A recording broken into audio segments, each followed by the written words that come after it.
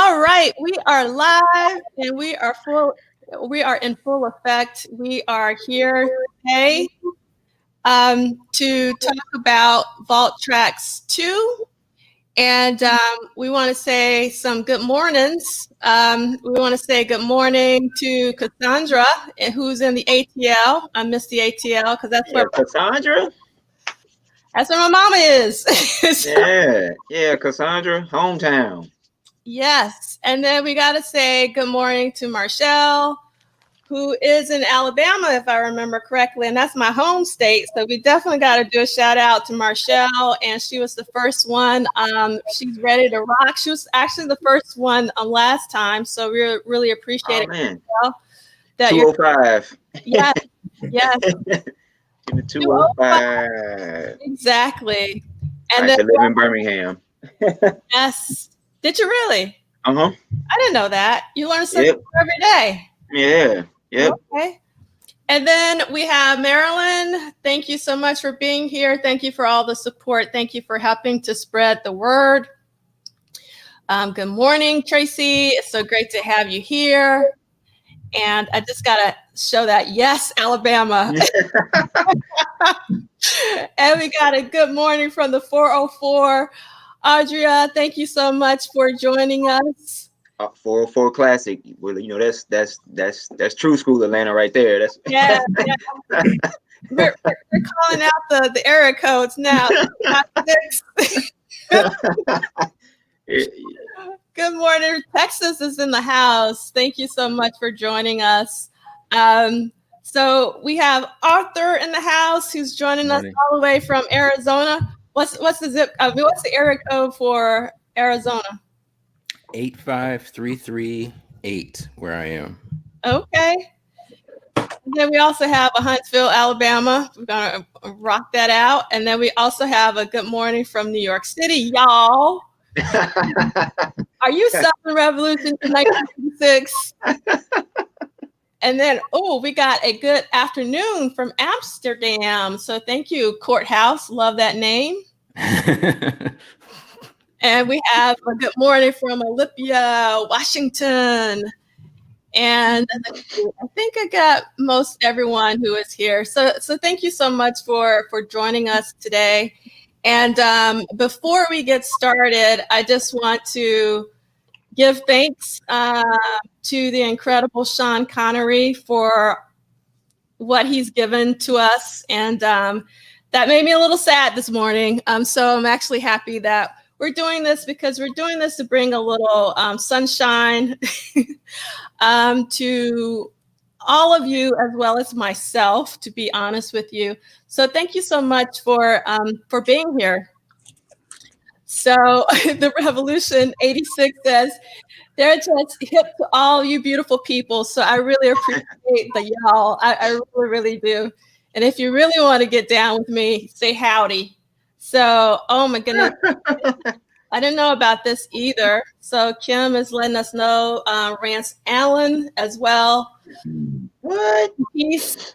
So today is the day. What? Yes. Well, I mean, you know, since everyone is throwing things out there, you know, I know today would have been like Bernard Edwards' birthday, you know, like Bernard Edwards of Chic fame and all that good stuff. So, yes. All right, we got Prince Podcast in the house. Hello, Michael Dean. It's a pleasure to have you here. All right, so we're gonna get this party started, and you should know everybody, but just in case, my name is D'Angela. You can find me online at Polished Solid. We have Arthur in the house, who is one of the music snobs and also one of the co-hosts of MadUnreal podcast, who actually talks about Bond a lot. So if you guys want to have some Bond conversations, I would head on over to the MadUnreal podcast. And then we have Ricky in the house from Grown Folks Music, but more importantly than that, my oldest Prince friend from high school. Back in the day. Yes. And we have Liegh. Every day is amazing with Liegh. Every moment is amazing. I love he's representing Love Sexy with those polka dots. But there was also the polka dot yellow suit for Sign of Times. So it's Sign of Times Love Sexy. I gotta say hello to my triplet, Camila and Capriya. Thank you so much for being here. And they're from Chicago. And we got Ricky Isabella from the cellar. And this is just for Kim. I forgot that you invited me. I really appreciate that. Oh, man, that's funny. And last, but definitely not least, one of my favorite producers ever. Yep. Half of the, well, more than half, but of the foreign exchange. We got Nicolay in the house. With that shirt. Yeah, I'm about to say, he got the heel shirt on today. Well, look, hey, okay, everybody wearing something. Like, I got to wear something next time. I'm keeping with my black, with peach and black. That's how I'm rolling. You know what? I started with my 1999 shirt in tribute to that coming out this past week, but I'll think of something. I'll have something next week. All right. Okay. So we're going to really dive into this, and we are going to talk about Vault Tracks 2 today. And we're just going to start off with the first song, Train. And we're going to mix it up this time. We're going to let Nicolay go first. And also, since Kenneth is in the house, let me know about Nicolay's mic, because you were the one who let us know he was a little low, because he sounds fine in my headphones. But when I heard the playback, I understood why you wanted his mic up. So Kenneth, when Nicolay starts talking, let us know how that mic is sounding out there when Nicolay comes back. So what we're going to do instead is we're going to have Liegh start things off. And let's see. Wait, Nicolay's back? Okay, Nicolay. Back. Sorry about that. Oh, no worries. So let's talk about Train, Nicolay. Let's talk about what now? Train. Oh, man. I do. I've always liked that one. I think, I know it's not everybody's favorite. I've always liked that one. I like Mavis's version of it a lot. I think that was really one of the more successful tracks of that album. I don't know. I think Train, I really like the concept of the track. It's very, the rolling beat and just the train sounds and stuff. It's one of those tracks where he really took it very literally and just sort of like took that concept, sort of, lyrics and everything. Yeah. And I think it's one of those Prince songs where you think like, I've heard this before. This is something that is so catchy and familiar sounding. There's a train leaving in the morning. Like it could have been, it's just one of those songs where you think like, wait, is this? And then you realize like, no, it's just him sort of channeling, I think, his ideas into the, kind of the perfect pop song, really. Just one of them, at least in my mind. I love that song. I can't lie.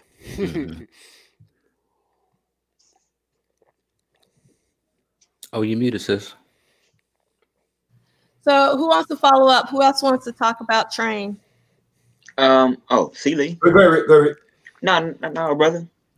Well, picking up on what Nicolay said, the musicality of it, from a blues background, right? One of the things that you show your worth as a blues guitar player and harmonica player is that you can make the train talk, right? That's one of the things in Mississippi. If you're a guitar player and a harmonica player, you can't make the train talk. Don't nobody want you gigging in their cafe. So that's the first thing I picked up on that Prince was really making the train talk, right? And that's Prince's genius, right? He's very phonetic, right, in his sounds, right? So you take something like does not compute, right? So the music sounds like a computer. So with Train, you get the phonetic. So Prince is not only giving you meaning through his lyrics, he's giving you meaning through his sound.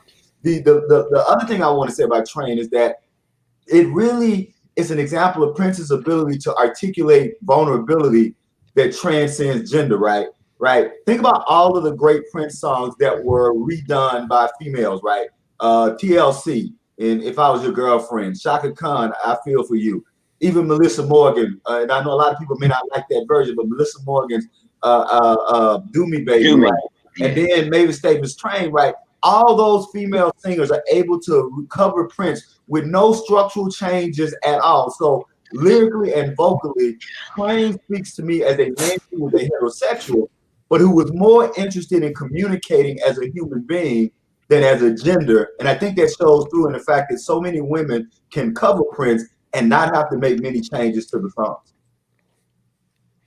Cool. Ricky. I agree with I think Liegh said, and then what Nicolay said. It does, sound like it is a great pop song. So I know when I hear it, I am instantly transported to maybe like 86-ish era Prince. And so, I just get that feel from it. Like it was kind of that, like just that feel of where he was, I guess, then heavy MTV like rotation, writing some pop songs that kind of get that type vibe. So it's cool. And then it is like, I think it's one of his great lyrical tunes. Like my other two hosts have said. So I have I dig it. Cool. Arthur? Yeah, I've always liked Train. And I think that it's a good inclusion for this box set, particularly if you're gonna have the narrative of how these songs, how this project started, and then morphed from what would have been the follow-up Revolution album, follow-up to Parade Revolution album, to Crystal Ball, 3 CD set, and then edited down to Sign of the Times. I when I listen to it, I try to imagine what if scenario, if there were a Revolution album that was a follow-up, and how it would be received, given that he had, really moved away from the Minneapolis sound that had been kind of tapering off going into 86. And if, this would have been almost like a fall off, record for Prince. Funny, it's like I'm the Revolution guy again on this episode. I'll back you up. Well, you put the shirt on. But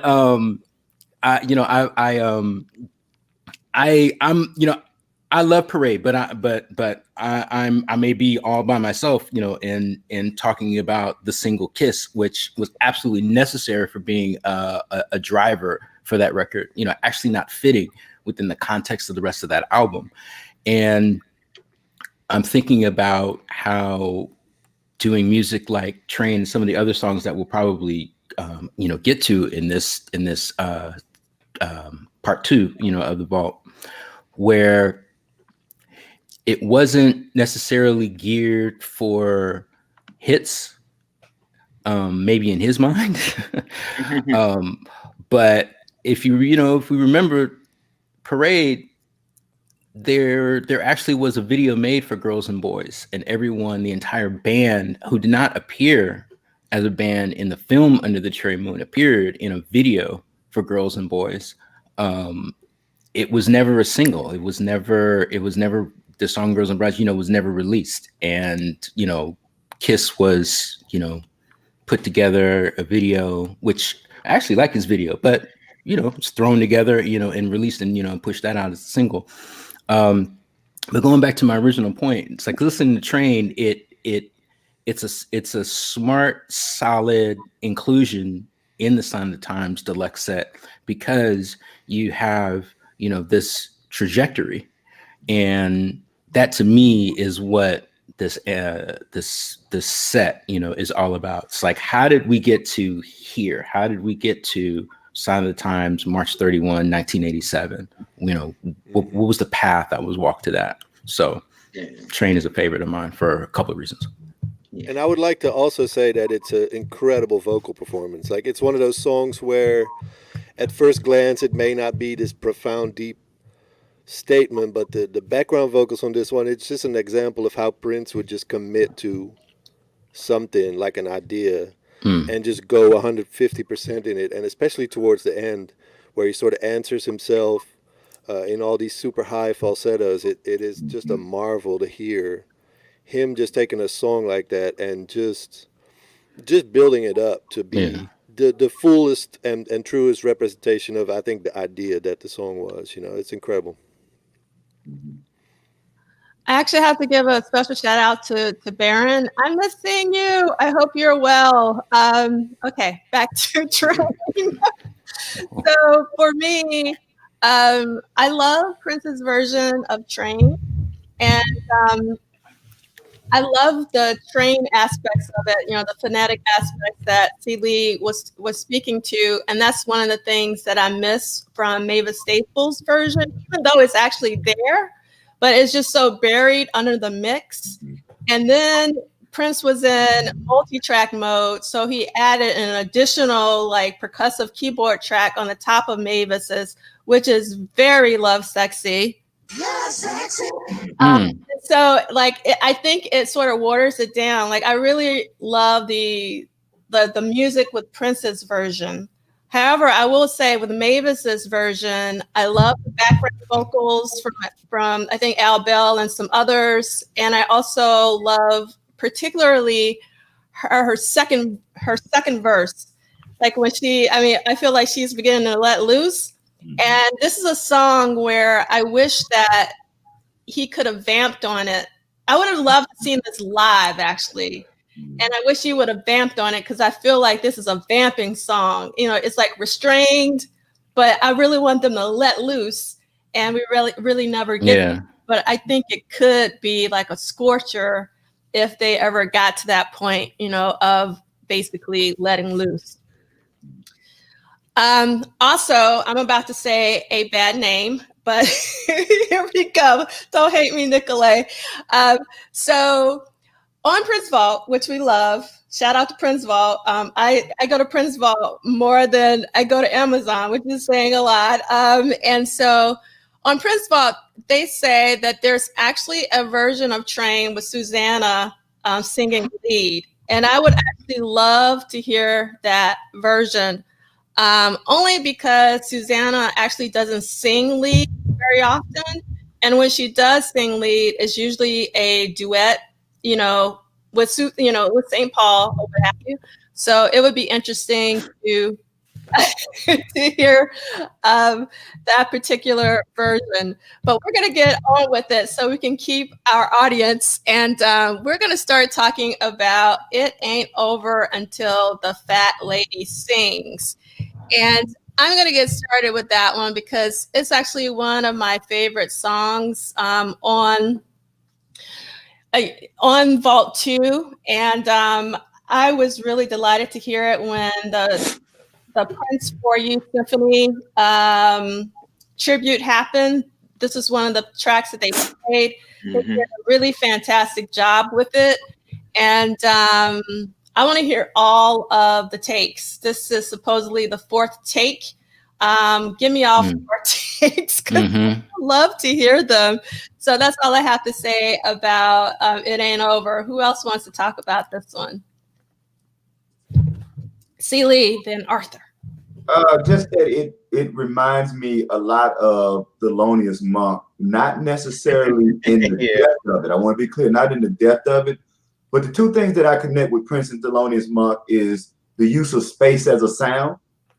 And the way that they both use space as a sound creates a kind of humor. Like, Miles was talking about Prince's Charlie Chaplin-esque kind of way of putting songs together. So that was really just the biggest thing for me, was that this song really echoed Thelonious Monk's use of space as a sound, and the humor, right? The musical humor, and then that phonetic wit. So that's basically what I liked about it.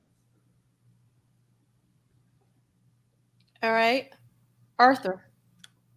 So we have the debut of The Dog Bark, produced by the Fairlight.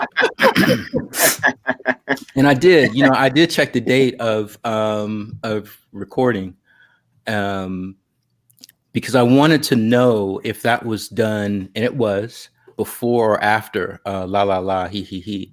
And I know we're talking about vault tracks, but I don't think that anyone else would talk about La La La He He He. I don't think I've heard about it before, but it's a brilliant B-side.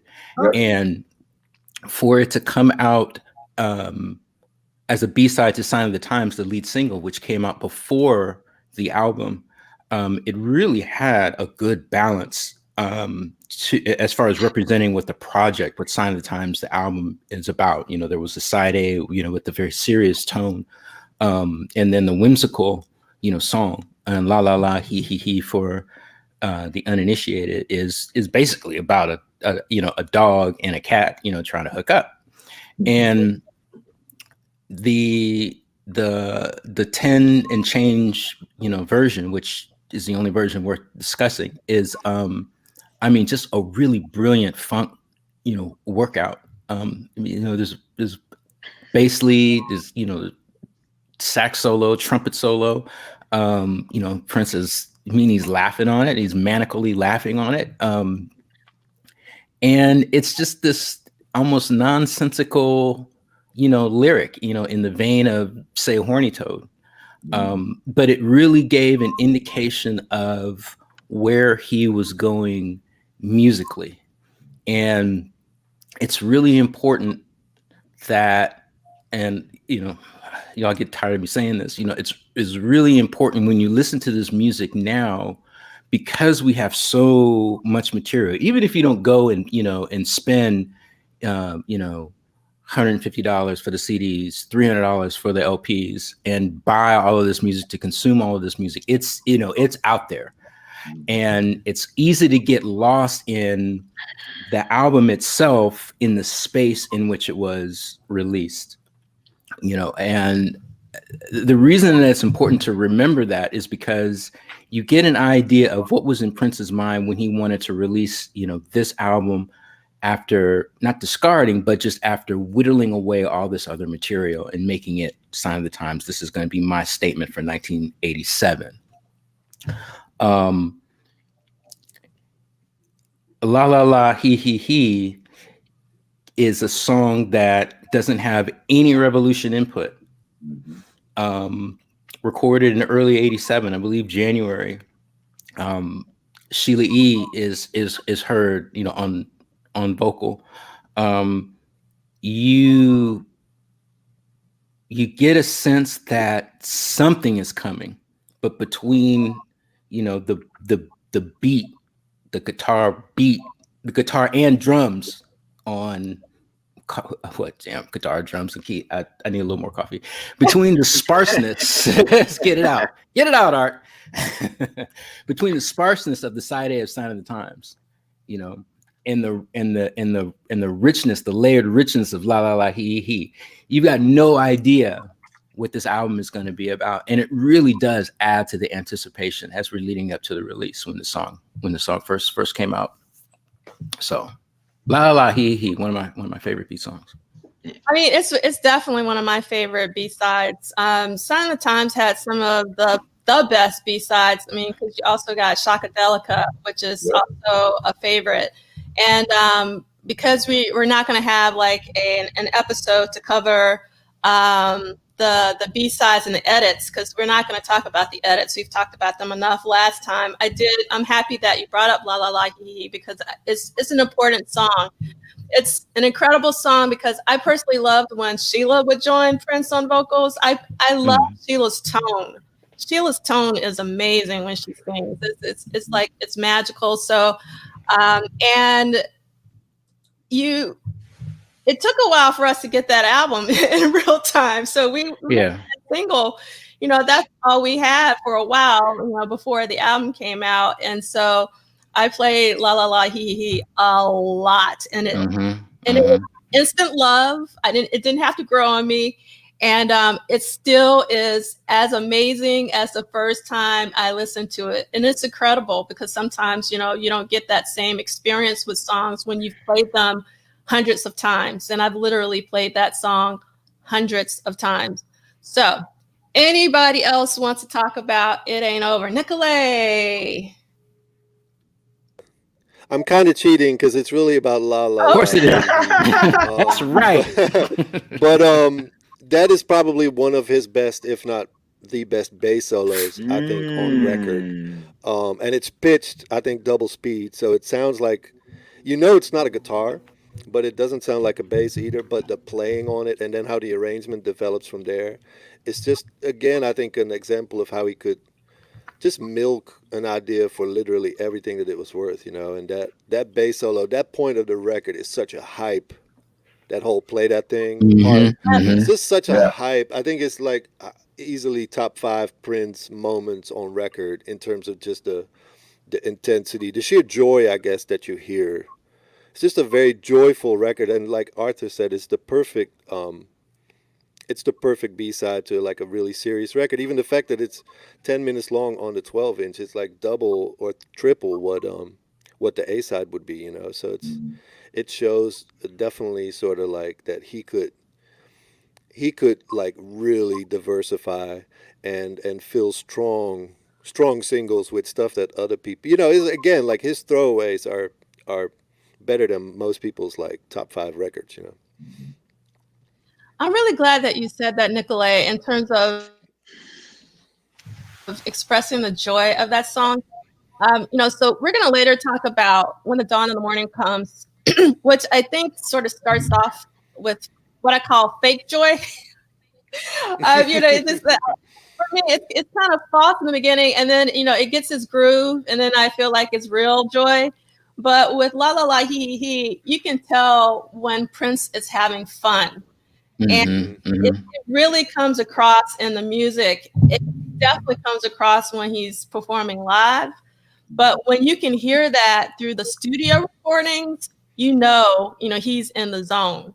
And that's like a really amazing place to be with Prince when he is experiencing that joy that way, the joy of music.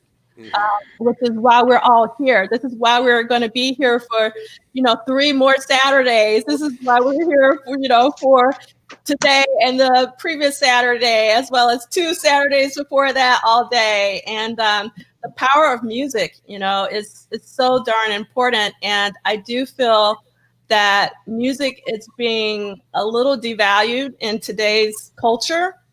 It's becoming a little disposable, and I don't like that. And that's one of the reasons why I make sure that we take time to talk about, the power of music, the joy of music. And I personally need that joy right now, in this very moment, now more than ever. Yeah, La La La He is an incredible song, for sure. Damn. Yes. All right. So are we done with It Ain't Over and La La La He?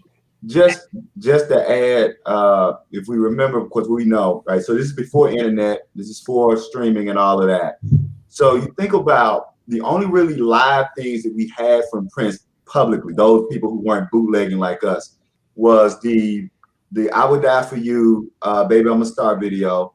We had the America video, right? And I'm trying to think if there was anything else that really showed the general public the live nature of Prince. And so one thing I loved about La La La is that although it was a studio track, it came across more as a live track than a studio track. Maybe because I'm overreacting, like you guys say, the ad-libs with Sheila E. and, the dog barks and, the rover, you better get somewhere and sit your ass down, right? But it really was at that time for me, right? No internet, no anything. This was the close that the general public was getting to seeing what Prince could do on stage. It's going to be a beautiful night. So it's going to be a beautiful night. America and I Would Die For You, Baby I'm a Star video. This to me was at least a vision of how wonderful Prince was live. But the thing is, Liegh, La La La, he's playing all those instruments with the exception of brass by himself. Right. So he's basically jamming with himself. He is, yeah. He's having right.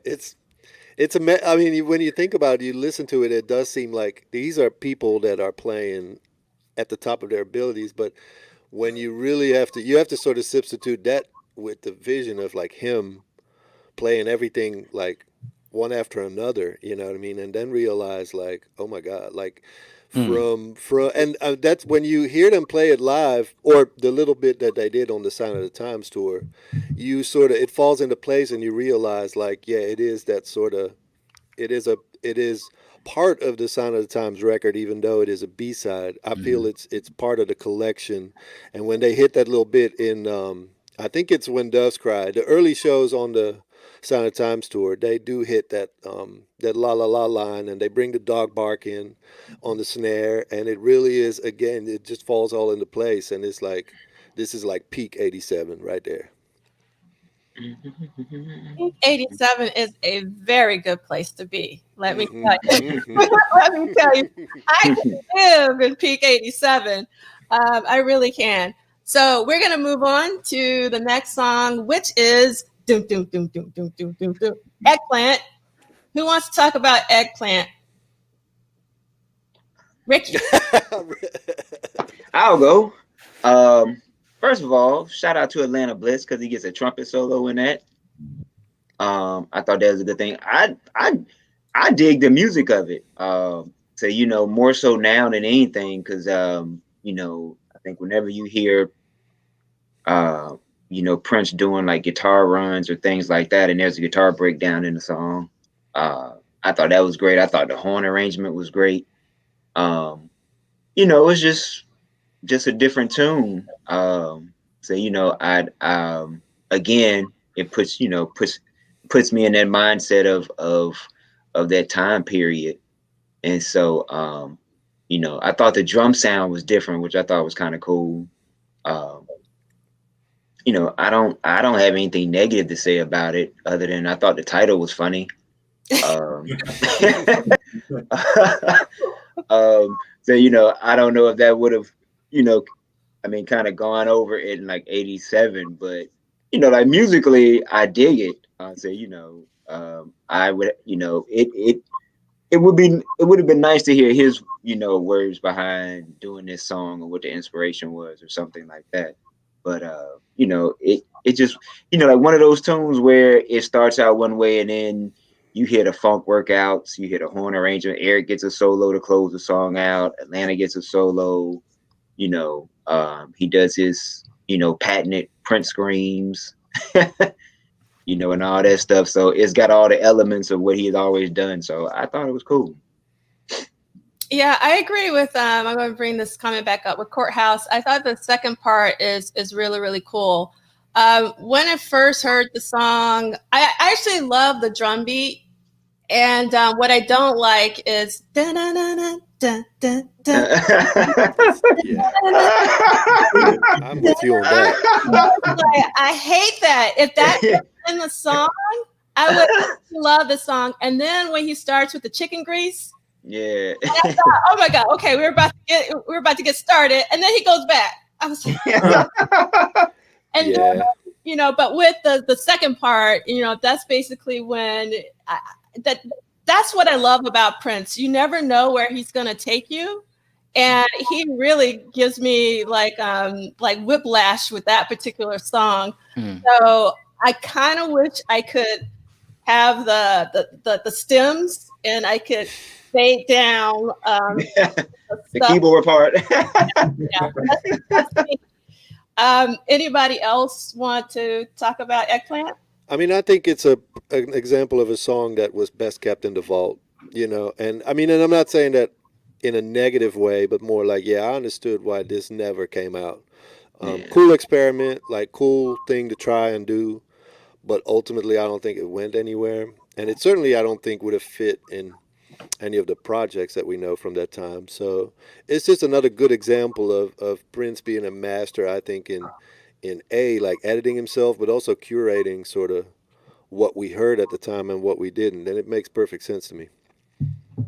And one thing I also want to say that Ricky pointed out that I do love is the way the song ends with Eric. I think that is actually pretty awesome. Anybody else have anything they'd like to say about Eggplant? Yeah, it sounds like a working track for another artist, or at least, you know, with the intent of because he was doing a lot of songs for other people, and Eggplant sounds like something, particularly in 86, 87, that a pop artist could pick up on. And I mean, I don't know. I was like trying to think of like who, Cyndi Lauper, maybe. I don't know, but yeah. I can hear Cyndi. I mean, when we hear Prince, we get immersed. But in outside the bubble, this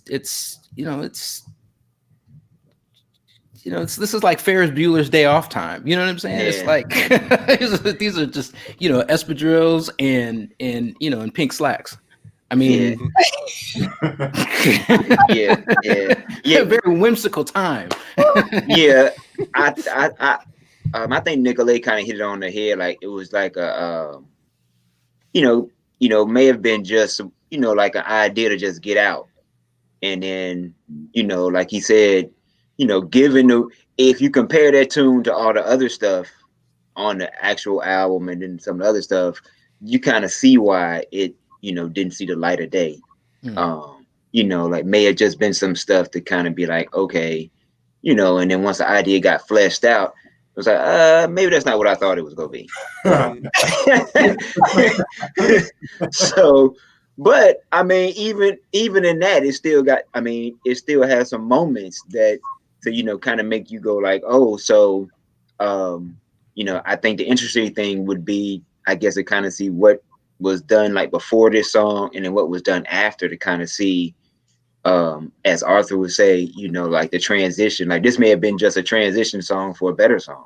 Mm-hmm. Yeah, because I mean, you got to remember he's competing. He's still competing with people. This is still an era where Prince is, and he likes that, right? He likes to be able to best, somebody. So his contemporaries at that time, Madonna had True Blue, that was still on the radio. All right, Control, Janet's Control was still on the radio. Yeah.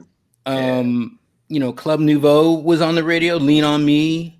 Yeah. What I'm saying? So the world was, spinning. Meanwhile, you got this one guy in a lab in Minneapolis, just churning out all this music, but he's churning all this music out for different reasons. Yeah. All right. So I think we're done with Eggplant, right? And so we're gonna move on to one of my favorite songs off of Vault 2, Everybody Want What They Don't Get. Which is kind of surprising for me, only because I do hate the dun dun dun. Okay, I was about to give you a hard time. You hate that more than I was about to say, Is it the eighth note or is it staccato? About that for a second. Yeah. I don't like that aspect of the song, but what I absolutely love, and this is another song where I wish I had the stems, is Prince's vocal layering. Like the vocals on this song are so beautiful. And I just love when Prince harmonizes with himself. And so this really stood out to me. And also, I'm really big fan of Prince's very, very short songs, like 2 minutes. I like Prince's very, very short songs or very, very long songs, like 30 minutes, one or the other. I can't really take anything in between. So I really love this track. And when I first gave this, when I listened to all of the songs, all the Vault tracks, like back to back to back, I listened to all Vault 1, Vault 2, Vault 3, back to back. This was the song that really stood out to me for some reason on the first play, which was kind of, I was like, really? I was having this conversation with myself like this.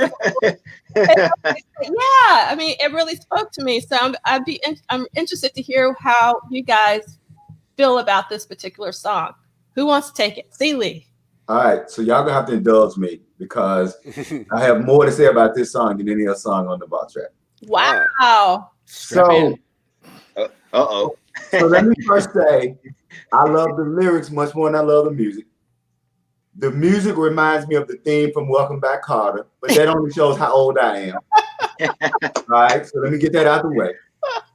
But the lyrics are another example to me, of Prince's ability to be both playful and serious simultaneously. Right, so on the one hand, the song presents this old school working class proclamation of the importance of work ethic, right? When he says, quote, oh, I really like my neighbor's driving. No, I don't care how long he's been striving. Which to me is a end quote, which to me seems to rebuke it's both a rebuke and dare I say even a judgment of the so-called get rich fast or get rich or die trying mentality. And so if you haven't read Robert Loss's excellent essay, How the Exodus Began, Prince and the Black Working Class Imagination, you should really check out that essay. You'll see what I mean when I'm talking about Prince's working class manifestos. But then after that lyric, he doubles down with another lyric with the assertion, quote, don't be deceived by your greedy heart. It could be the devil in disguise. Check the ingredients before you start. One day they could all change in front of your eyes, end quote. And on the surface, this appears to be one of those so-called like judgy Prince songs, but the song was written in 1986, so it couldn't be judgy Prince because all we know, judgy Prince didn't show up until 2001 with the Rainbow Children. So, while some may perceive these lyrics as say heavy-handed or judgy Prince, they remind me a lot of novelist Leo Tolstoy. I don't know how many people are familiar with Leo Tolstoy, but he has, especially his short story, How Much Land Does a Man Need?, in which Tolstoy is admonishing the manner in which the age of industrialization has shifted humanity's focus from spiritual development to physical attainment. So when we're talking about everybody want what they don't got, keep in mind that this song was written at the height of the Reagan administration, when material possession and greed were considered good. Think about just a year later, we get the Gordon Gekko character from the movie Wall Street who says greed is good. So on the one hand, everybody want what they don't got can be perceived as another one of Prince's spiritual diatribes, but it shows that Prince's spirituality or his spiritual quest was never about escapism, but about understanding that for him, physical problems such as greed and racism are merely manifestations of metaphysical or spiritual dysfunction and emptiness.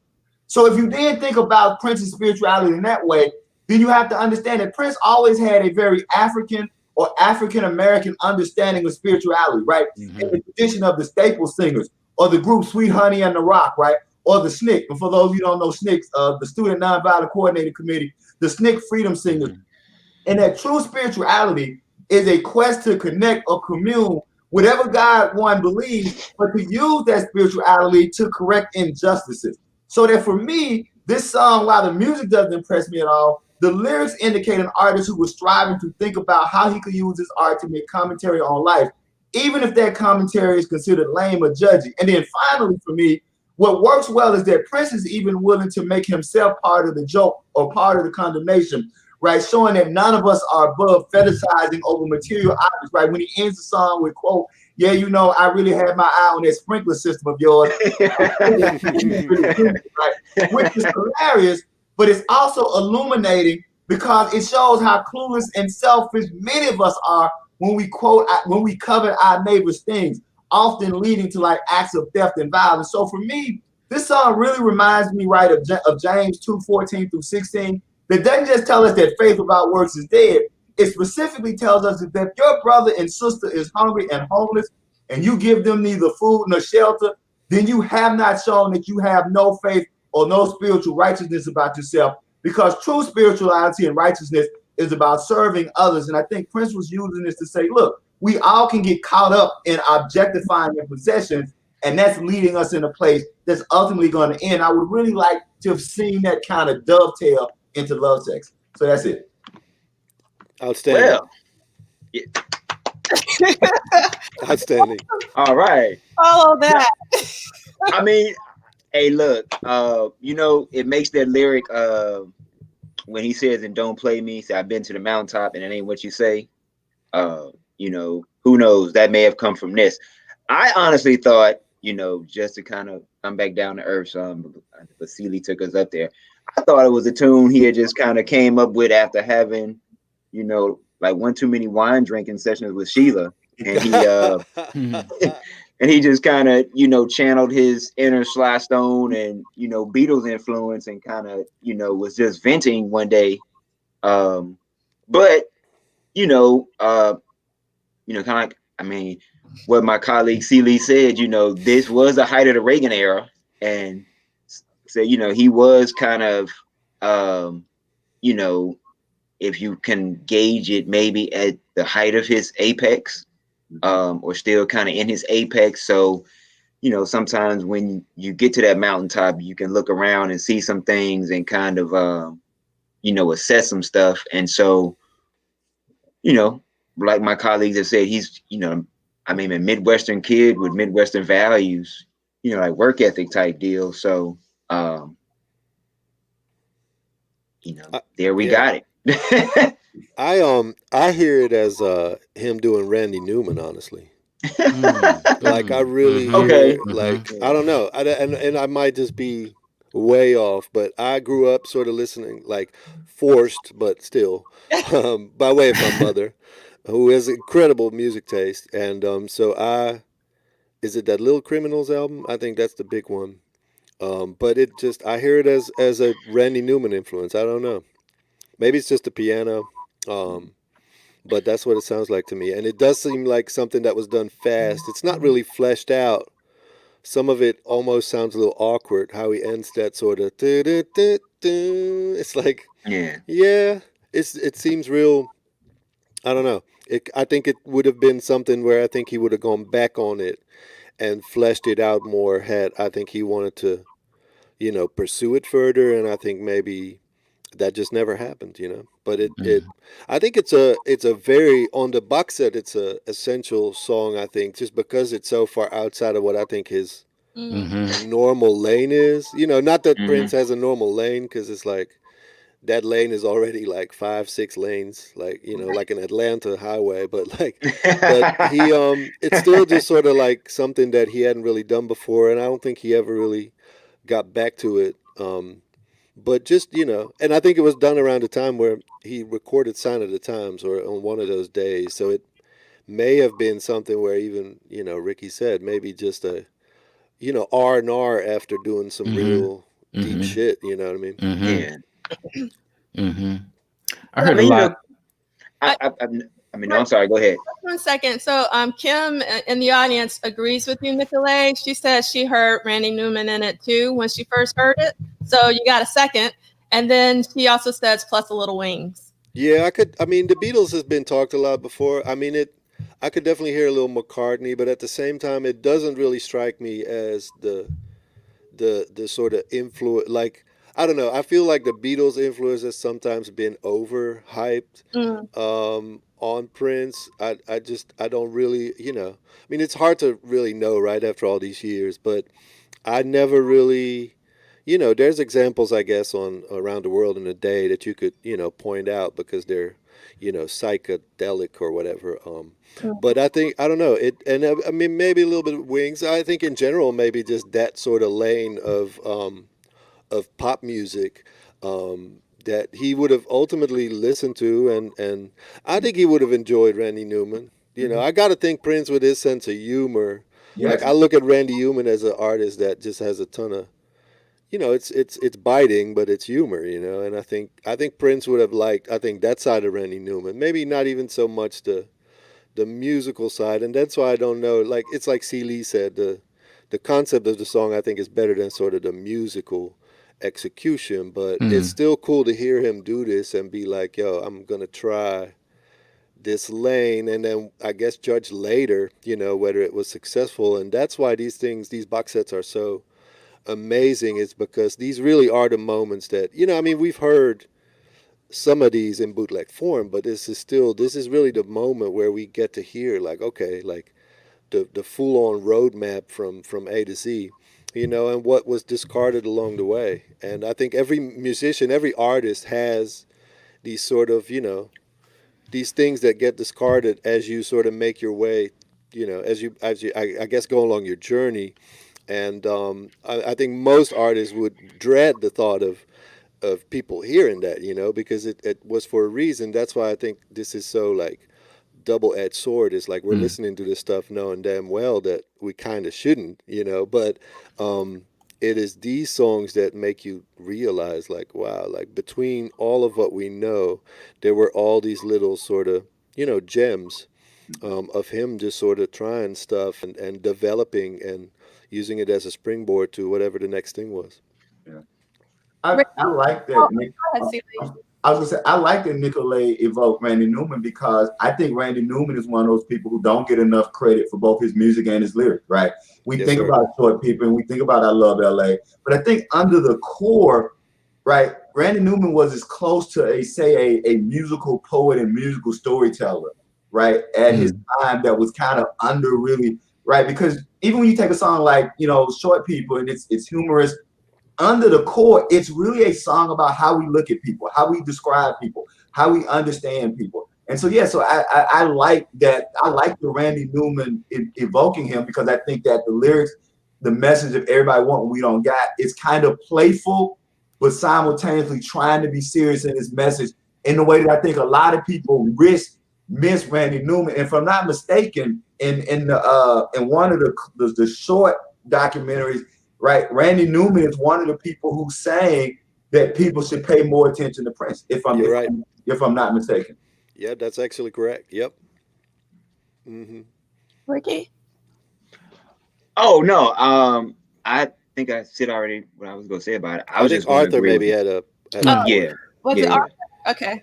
Yeah, I wonder if this is one of the songs where he's wrapped his own personal experiences around to a combination of whimsical and more direct type lyrics. I mean, contrast with the song like Old Friends for Sale, where he's really talking about these actual experiences. At this time, he was making a lot of money, had one successful film and hopefully two, coming under his belt. And he was very successful and, had a family, had siblings, had employees. And, it's very likely that people would be jealous of him and try to play one against the other for Prince to, share some of his money or share some of his favor, on them. And I'm speaking to conjecture, of course, but Prince, has said that everything that anyone would want to know about him, all they would have to do is listen to his music. And this I think this is an example of one of those markers where it's about this thing, but I'm actually in that. So a couple of other things came up. Kim said that she typed wings, but meant Chicago. Yeah, that makes more sense, right? FYI. And then the other thing I wanted to point out from Kenneth, which I actually agree with, that this song musically reminds him of the I'll Do Anything sessions. I totally hear that as well. And I actually love those. And I really wanted them to stream. Wait, what? The I'll Do Anything sessions, Okay. Yes, We'll save that. I love it. I like them too. Thank you, Liegh.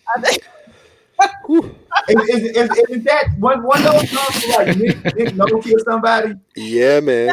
And I think it was Spike Lee. He was interviewing Prince, and so they couldn't use the songs, and they said, "Well, Prince, the songs are just too funky." And Prince's response was, "Well, they didn't tell me Nick Nolte was gonna be singing them." Like that's like classic, like Prince gets the humor. Like, hey, ain't my fault Nick Nolte ain't funky. So yeah, so I'm with you. I like what is it? Empty. What is it? Empty. Not with Little Pill. I'll Do Anything. All Don't those Talk to Strangers. I think. Yeah, Don't Talk to Strangers. I love that whole set. Me too. I'm just gonna be lame today. Man, this is like I need to get up earlier for this one, but I don't know. Great. I love this. This is good. All right. Next up is Oh, she's got that in the mix. Oh, hold on. Do it again. Do it again. That's amazing. I want to buy that. Let you play that. Man. Who wants to take it away? I'll go. All right, Ricky. Anytime you hear Prince playing guitar is always a good thing. Mm-hmm. Even if it's, not well in like guitar solos, whether it's an acoustic thing or just kind of just playing some nice riffs, the like simplicity of this song, I think, is what I enjoy the most, because sounds like it's just a trio, bass, drums, and guitar, and him singing and just playing. And so, you know, again, sounds like it's like a transition song, just kind of working out some ideas. But I know the guitar stands out to me the most in this tune. I think that opening scream was prelude to that part in like I think Graffiti Bridge, when he goes into the Times Club and he's laying on the door. He just falls back and he does that thing, and Morris is like, "Hey, what is your main problem?" So Yeah. I think that was a transition to like Graffiti Bridge. I know they used that. I think that worked, but you know, it's just a song like, I mean, you know, Blanche, you know, like Xanderly, like Bambi, like all the others, you know, and you know, funny, Blanche, Xanderly, and Bambi all have heavy like guitars in them, and so this one is no different. But thought it was a cool tune. Yeah, I'll go. All right. So first of all, before I go, I want to give a shout out to Ben Bradley. I saw somebody from Mississippi in the house, so in the chat. Brother Ben, keep that Mississippi funk, that chicken grease, Brother Ben. I see you out there. All right, so with that said, what I like about Blanche is that it's one of those grooves that if I heard, it's like I would love to see that Prince, who was dancing his ass off prior to 2002, right? That's one of the ones where you want to see him on stage doing everything, the splits, the spins. That, you know, to me, that's what I just envision. It's also a song that I like changes. So I like a song like Joint to Joint that's gonna have like 3 movements. And so at first I almost didn't like Blanche because I was like, well, it's a groove, but it doesn't do much, until I realized the progressions are in Prince's vocal grit, right? It's what happens is the song always double times when you get Prince's ad-libs or his vocal grit kind of pushing the groove one way or another. And then the last thing I'll say is that the chicken grease is on this song. This is the chicken grease that gave birth to the Maxwells and the D'Angelos and the right? This is what, when you hear Maxwell, D'Angelo, Janae Monáe, I'm sorry, and all those folks, this is the groove that each one of them is always trying to replicate. So if you like those kind of artists, blame this kind of groove, Blanche. If you don't like those kind of artists, blame this kind of groove like Blanche, because this was the groove that spawned all of the, quote, neo soul, funky, in the vein tradition of Prince artists. So, who else wants to talk about Blanche before I start? No, why don't you go ahead? Yeah. Arthur is ready. No, I think we need to let D'Angela. D'Angela programmed a button, Ricky. I believe she has an opinion. That's the only thing I like about this song. Oh wow, I didn't see that one coming. Yeah, me neither. And I know, because I've been listening to other podcasts like Michael Dean, you know, has been doing what we've been doing on the podcast on Prince, and I listened and they loved Blanche, and I was like, oh my God, people love this song. And now I'm hearing you guys and I go, oh my goodness. So Liegh, it really boils down to what you said. So I enter Prince through the music first, and I get to the lyrics sometimes 10, 20, 30 years later. Oh, that's what he was saying. Yeah, what did he say? I would do what to you? What he was saying. Yes, that's the reason why, like, when I first started listening to Prince as a 9 or 10-year-old, and when my mom found out I was listening to Prince, she blew a gasket, but she didn't understand. I wasn't really listening to Prince. You was grooving the Prince. There you go. Grooving the Prince. Grooving the Prince. So going back to what you said, Liegh, the groove doesn't move. Mm-hmm. And I got a problem with that. Right. And so, like, for me, I feel like he was checking his the tuning on his guitar or something. It was just like, I mean, for me, it doesn't even have to be on this box set. And that's how little I think of this song. And I know that's blasphemous because it seems like a lot of you out there love this song, but I'm not one of those people. However, I do love for that little clip alone, I'll take the song. But if it didn't have that, it would be like below 0 for me. But before Arthur goes, because I know I just want to say though that what's interesting about what you said and me about the groove not moving. I don't know if you're familiar with the story where how Pete Townsend got his move to right, and that it was story. I think it was Eric Clapton, and so Eric Clapton was basically warming up before the show, and so when the curtain opened, Eric Clapton was still just warming up. So Pete Townsend was like, "That's cool as hell. I'm gonna do that every time." Pete Townsend felt bad. Eric Clapton like, "Hey man, I'm sorry I stole your move," and Eric Clapton like, "What the hell are you talking about?" And so Pete Townsend like, "This, I stole that," and Eric Clapton like, "That's just some shit I do before I warm up. That's not." So I bring up this story because I agree with you, D'Angelo, that it does sound like a workout riff, right? But to me, that also speaks to the genius of Prince, right? That as Nicolay said and others said, his throwaway, his workout grooves can spawn a whole generation of artists, right? And I think those are the things for which we miss about why Prince is so great, that even this thing that we know, right? We would love to see 2 or 3 movements, and maybe if it went into full production, he would do 2 or 3 things with it. But just him ability, this is a seed, right? An idea that fertilizes an entire forest of musicians that come after him. Yeah, it's like Rembrandt, right? Like, yeah, the Night Watch is kind of like the thing, but there's the sketches, you know, there's the many phases before that. And I think those, I mean, it's outside of even taste, you know, you can like the song or not like the song, but it's essential to know what were the steps into the final sort of product, you know. And I like, as a musicologist, you know, I have very, I have taste, you know, I have likes, dislikes, hate, maybe even in times, but I think ultimately I like to sort of sometimes try to sort of push that to the side and just look at, like Liegh said, like what, you know, like the dog bark in the other song, like all of these moments where, yes, that particular thing may have not worked out, but it's revisited. It's a building block, you know, and I think as such, like, I love finally having access to that. Yeah, you know, like, I think it's important to, like, say, remember with some of these tunes, they were just probably, you know, well-recorded demos. Sure. Right. That's exactly correct. They were. They were. I mean, this is the kind of song that he'd play at an after show, and it would be the joint that happens at like 2:45 in the morning. Yeah, and people would be like, "Oh, have you heard this?"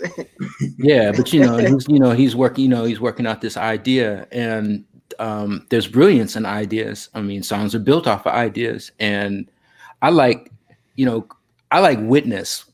I know I talked about the thing last week, but it's like I like Witness without the vocals, without the background vocals, and without the horns and everything, the stripped down version. And I've heard people just push back like, Witness, that's just whatever. But to me, and Blanche goes with that, this is like I'm rock star Prince. Right. This is like I'm gonna walk into a room full of your fans and convert every last one of them. Yeah. Because they're not, they're not expecting this from me. They're expecting, flowers and bare feet and doves flying around. But nah, this is what I give you. Right. Yeah. I think if any guitar player walked in Sam Ash and took a guitar off the wall and started playing his riff, people would automatically stop and turn around and be like, "Wow, what is that?" You know what I'm saying? So I think that's kind of. So like again, this is just me personally, kind of going back to what Arthur was talking about in terms of this being a possible like after show track. If this was an after show track, I think he would have caught the spirit, but I don't hear him catching the spirit in the version that we have here. Because like for me, it just doesn't go anywhere. I feel like you're about to say something. Me? No, Liegh. Oh no! Just in my head, I was thinking when you said that that's the part that you only like, and which is really not connected. But I don't know if you remember the song. Well, you remember the song Lionel Richie's "Dancing on the Ceiling." If you ever see the video for that song, there's a guitar riff played in the elevator. Well, I bought the damn album thinking that guitar riff was in the song. Yeah, it's not in the damn song. I'm so mad. Right? So again, and so it made me think about something that Professor Comments in the chats added about, and what everybody else has said on this panel about, in particular, Nicolay saying about those drafts, and myself being both a poet and a short story writer, right, about how we write things and those drafts, and it may not work in this thing, but it'll work somewhere else. And so, yeah, so I think that at least that's the one thing that these vault collections of songs are giving us, how these original ideas start. And I think that can be a teaching lesson for the artists, for the young artists, right, who don't really get to see artists create, right? Don't get to go maybe to a creative writing class or musicology class. What these vaults can be is kind of a teaching session of how you can write and develop ideas, and then even expound upon those ideas if it doesn't work the first time. Yeah. I do want to say one more thing. So I'm all about process. I mean, I love hearing all the sketches. I love seeing the draft. So I'm not anti-draft. I'm not anti-sketches. I'm not anti-process. But the reason why I said what I said about Blanche is because the estate are acting as curators. And there are a lot of songs that are left off of this specific Super Deluxe box set. And in context of those choices, I felt like they could have put some other songs in the place of Blanche. But obviously, I still want Blanche, but just in context of if you're going to curate and pick and choose what you're going to put on it, that's where my comment was coming from. I just want to be clear about that because I want everything. I want every single table. I want it all. So are we done with? I think we're done with that. Okay. So next, first of all, let me start it off this way. Is this song really called Soul Psychedelicide, or was this a choice by the estate? Like, I really wish I could see a box reel. This is one of the box reels in the packaging. I wish I could see because if I was going to call it anything, I would call it ice cream. And because I love what I call the real Soul Psychedelicide, and I like why this. I don't know, it muddies things. So I want to hear from you guys about this 1986 master. And we all know this is an edit of like an hour-long jam. That's a whole nother thing. And you know how I love edits. Not. Yeah. I agree with you. When I heard it, I was like, this is the wrong Soul Psychedelicide. What's I want all my money back because this is the wrong. And, you know, I really for a second thought something was wrong with me, right? But the only thing I will say about it, so I was like, this is the wrong song. But about the 5-minute mark, you do hear the chant of what the other song will be, right? Yeah. So that's the only thing I have to say about this song is it's the wrong song. I agree with you. I'm not even sure if this should be. It should be called Ice Cream. But if you listen, because you get that kind of falsetto Soul Psychedelicide chant at about the 5-minute mark that's prevalent in what we call the real Soul Psychedelicide. So I'm with you on that. Yeah, I think we got to call this what this is. This is mutiny, essentially, being rehearsed for the New York Madison Square Garden shows. The ice cream thing that you refer to is like a new bit that they added around that time, I think July, for those August shows. And this has no place on this box set. I think this is sort of the seed that created, the Soul Psychedelicide sort of concept for further exploration. But this would be cool on a parade box set. Granted, I would, this is, he may have made this this mix down or this sort of edit. He may have sort of wanted to single out this moment for later. So I don't really necessarily, I don't have any information to doubt or confirm sort of what this is, but you would want to hear the rehearsal in its entirety. on a Parade box set, and I think this is sort of the example of why some of these choices are just so random, like completely devoid of a strategy or like a vision. For all the great work that they do, there's these moments where you're just like, damn, like we this would have been relatively easy to get right. This is not like a complex sort of puzzle, not as much as like even something like a crystal ball. This is super easy. This is July '86. This is like super easy. They're playing Mutiny, hard, dude. Nick. They're playing Mutiny. Stop it. It ain't hard. Hey man, well, I guess they had to appease some former band members and stuff like that, and so like you had to have that one thing on there that people could say, yes, I think we were a part of that. That's our song, and we're on there. But this is probably on this particular disc. This is probably the song that's like my least favorite, just simply because it's out of context, like everyone else has said. So if it was on another, like potential box set, I may feel differently. But because it's not, like it's like when you hear it, it just screams '86, and so you're kind of like, yeah, this is an '87 thing. So yeah, which is, it's a song so, from '84. Let's face it. Yeah, It's not even. Even just like you see where he went so far, like beyond that with other stuff, and so it's kind of just like, it's like someone making you a tape of like Purple Rain era stuff, and then they put like Private Joy on there, and you're just kind of like, wait a minute, that's not '84, So that's that's just me. It's still a cool thing to hear. It just kind of diminishes, I think, the value of it. Kind of putting it in a wrong time place. It's and so, but I get why the estate may have done it. Maybe they're just kind of just trying to say, well, hey, this is in that period of when all these other songs were being done and recorded. So Well, there you go. Go ahead, Seeley. Well, no, I was just going to ask a question about how much it is, because we're talking about curating, right? If we're talking about being archivists, one of the things that I've said that the estate or whoever's making the final decisions, they're going to make a decision whether or not when they're putting these out, are they being archivists or they're being record producers. Mm-hmm. And it seems like to me a lot of times they're overstepping being archivists and trying to be record producers and create narratives. I guess the question is, and I know that D'Angelo discussed it a little bit, how much of their ability to create a real archival narrative is based on who owns what and who can put out what when.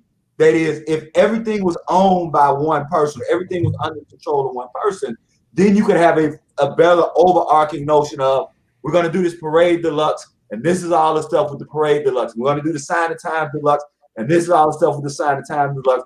And then maybe you wouldn't get this, oh crap, we're going to lose this. This needs to go out. So even though this doesn't fit, right? Yeah. Make some other narrative. Let's be clear. I still think that they're trying to push the whole Purple Rain Center revolution narrative. I don't want to not say that, but I'm wondering also how much of it is also about that all of this is not in the hands of one person or entity. So I think that moving forward, unfortunately, one of the failings is it's going to always be mismatched because it's not all going to be curated simultaneously by one entity. Yeah, I'm sure that complicates things. Yeah, go ahead, Arthur. The man functions on two timelines, right? He's doing what this is in the middle of going. It's July, right? When they recorded this, right? Mm-hmm. So they're about to go to Europe or whatever. The film. I think the film just come out, but he's making music for next year and some time after that. And I think what I would be most interested in is the discussion to say, this is what's going to get included and this is where it's going to go. And last week, I talked about, hey, they need a fan in the room. They need somebody to be like, nah, this is mutiny with an interesting, intro. And I think I characterize the whole culmination of this deluxe set as a no-win scenario where there's so much material and, he went in so many different directions. How do you say what goes where? And if you're going to demarcate by date to date, then we definitely have to stay, within those parameters. And they didn't stay within those parameters if that was the criteria. Yeah. The upside of the inclusion of soul psychedelic side, this version, is that you hear the power of the revolution.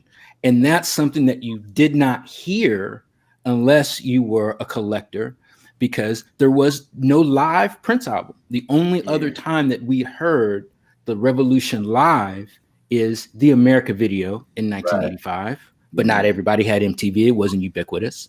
But also the B-side to, not the B-side, but the 12-inch to I Would Die For You, where you have the first iteration of the expanded revolution.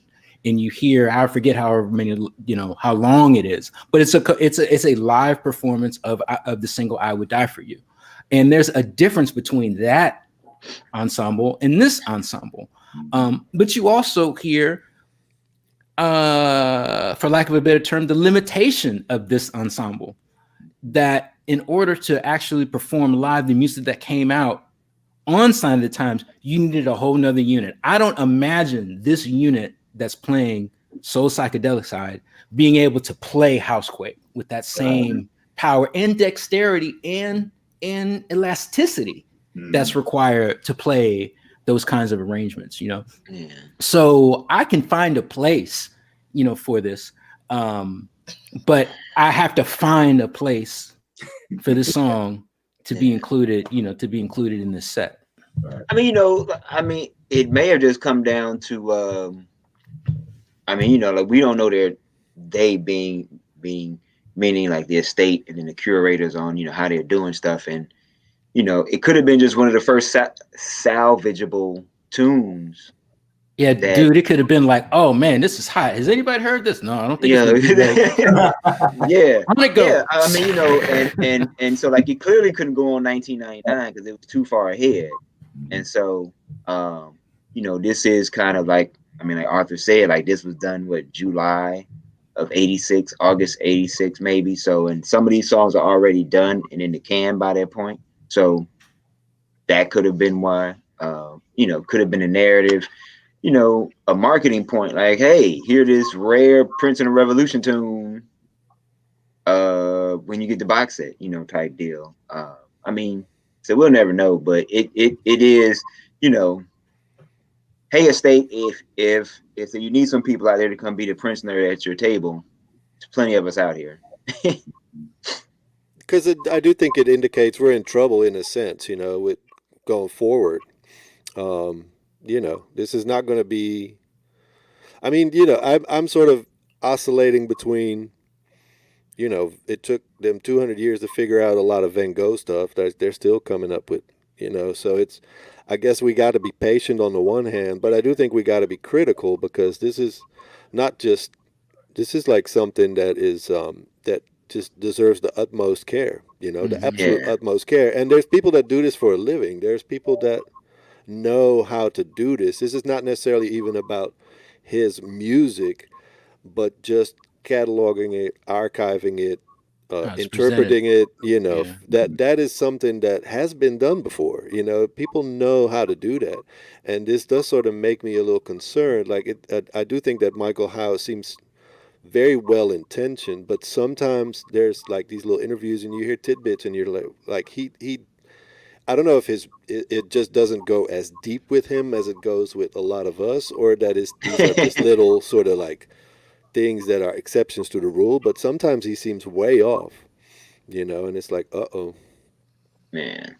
So, I said this last week, but I keep having this debate and argument with a lot of Prince, my own Prince friends, not just people I don't know. And for this particular Sign of Time Super Deluxe box set, I really wanted a parting of the Red Sea.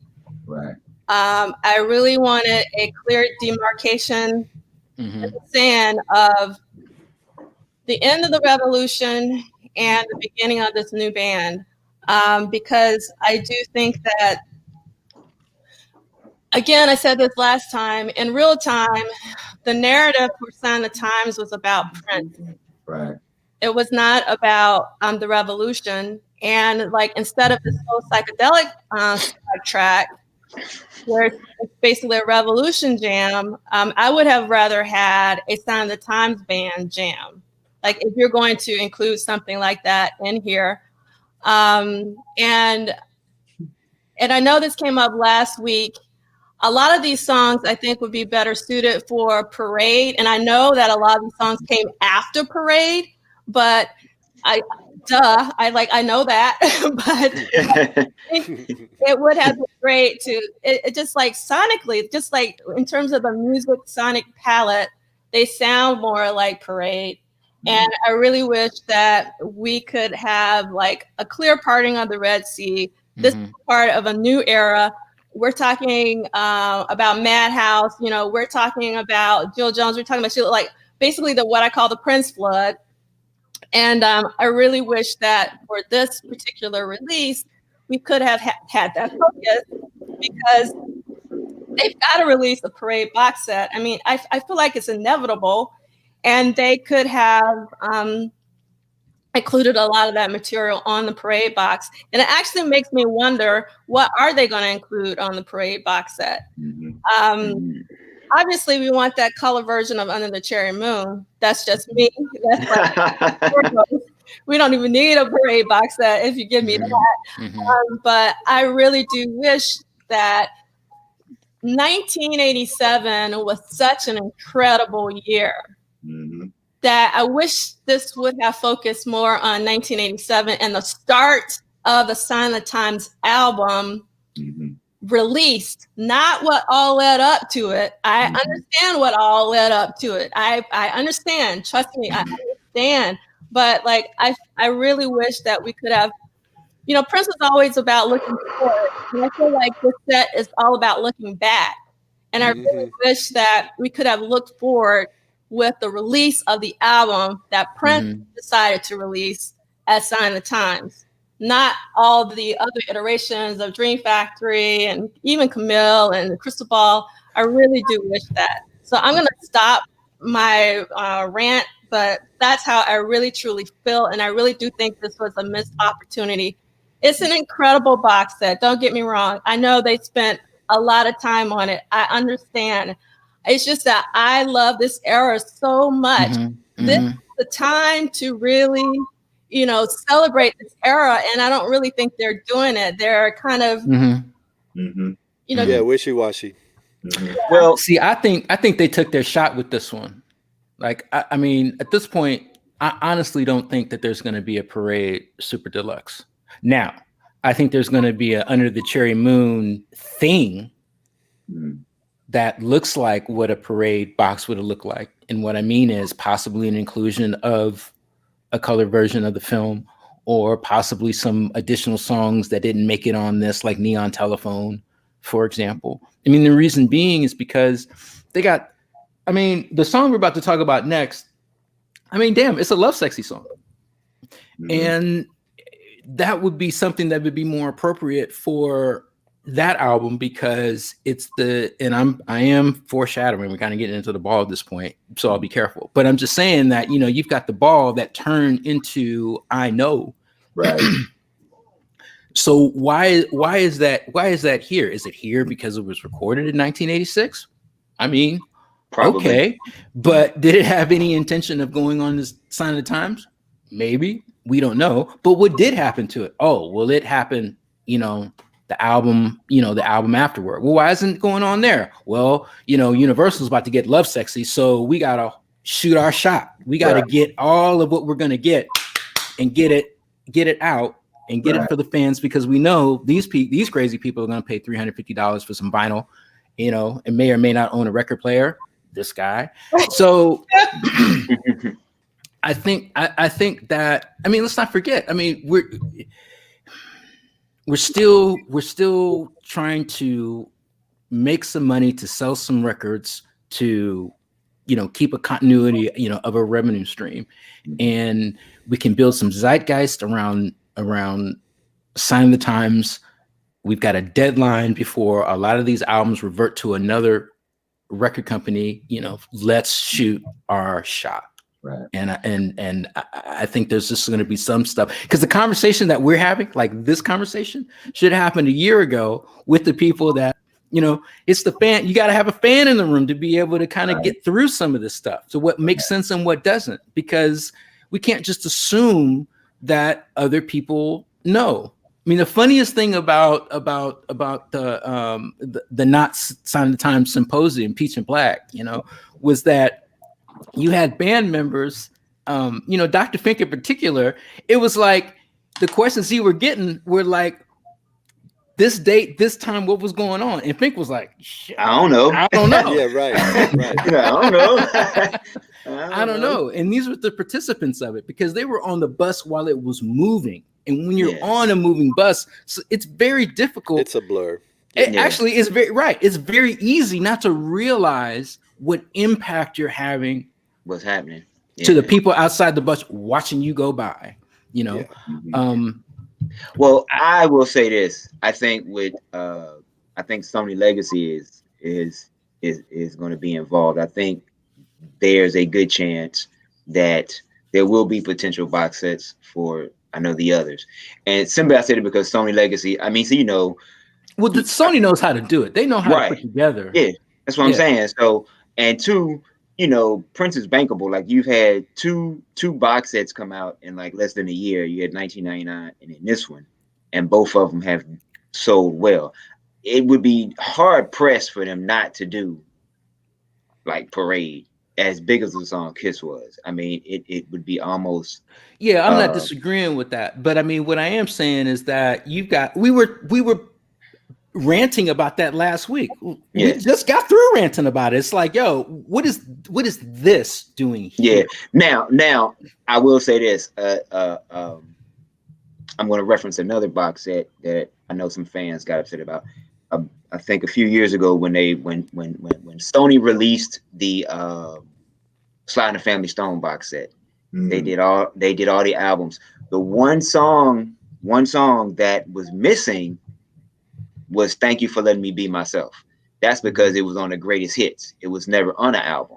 The box set was strictly just the albums. So like a lot of people were like, hey, wait a minute, why is this song not here? And that song was a transition from Stand till There's a Riot going on. And is one of his bigger songs. So I say all that to say that, hey, sometimes they'll get it right. Sometimes they'll get it wrong. I mean, so, and so that's bound to happen. Like, even now, but I guess it just because I'm right with you. And I mean, to me, it's like, what is, I forget, there was something that you had put up, D, from the audience, a statement about what's the agenda? What's the mission statement? That's what it was. What's the mission statement of what we're trying to do with this? And I saw a previous comment about the ball being, as part of the crystal ball. That's actually valid. That's the stuff that I really geek into, because it's like, okay, it could. That's an argument for it could be rightly included on Sign of the Times. And I don't so much mean to say that I don't believe it belongs on the Sign of the Times Deluxe box set, so much as it's, to me, a better narrative for the Love Sexy. For Love Sexy, because this is how this transitioned to what you got here. But if that's not the mission statement of this deluxe set, and I don't believe the mission statement of this deluxe set was to actually educate people about what this man's process was. People who are classical music, Western classical music aficionados, they get into what the mind of the composer was when he or she composed the piece. What was the mindset? what was that individual going through? And this is the type of talk that we labor over, right? It's like, what was did Jesse Johnson owe him money for the audio? Is that why he shafted him with Shockadelica? You know what I'm saying? Man, you owe me money. Right. I paid for that pink suit. You owe me money. But they don't got. And it's like I fronted you the money for that pink suit on the time. And that's how, you know what I'm saying? And that's how we look at Prince and his creative process, particularly in this period, because of the wealth of material that was recorded and the pathways of release that some of these records, got pushed out.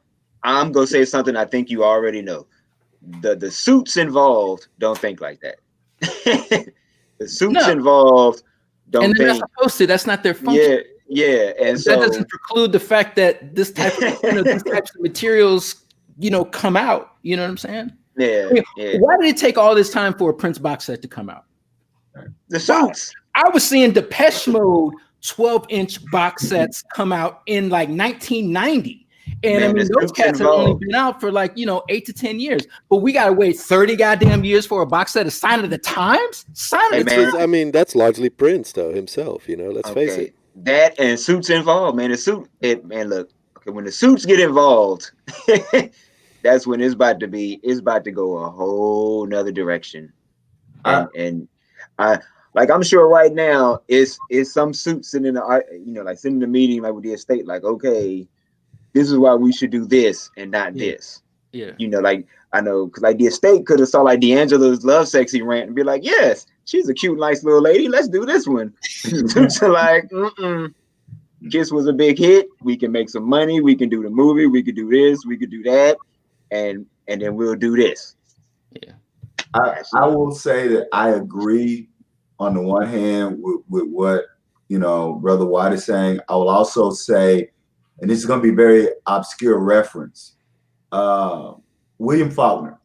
So you cannot get an English degree in America without studying and reading with William Faulkner. He is the cornerstone of not just American English, of Southern English. William Faulkner was so unpopular at one point that he was out of print. And it was one scholar. So to understand, you can't get a degree in William Faulkner to know that this man was so unpopular that he was out of print. And one scholar dedicated his entire life, every article he was going to write, every presentation he was going to make, he was going to prove to the world that William Faulkner should be read. And because of one scholar. So the point I'm making is that venues like this one, scholars who are writing about Prince, the only leverage we have against those suits, because Brother Watt is right. Those suits are talking about how do we make money? Let's be clear. The money for the suits is tying everything to Purple Rain. The only leverage that everyone else has is that if you are truly, and I want to be clear about people who think, well, I'm just a fan, I'm not a scholar. Damn that. If you got knowledge, you a scholar. Right? You don't have to have some degree. You don't have to be what. If you have knowledge about Prince, I used to do grassroots organizing for an organization that grew out of SNCC. And our definition of an expert is someone who knows a little bit more than somebody else. And that was the way that we gave Black communities agency over the problems in their community.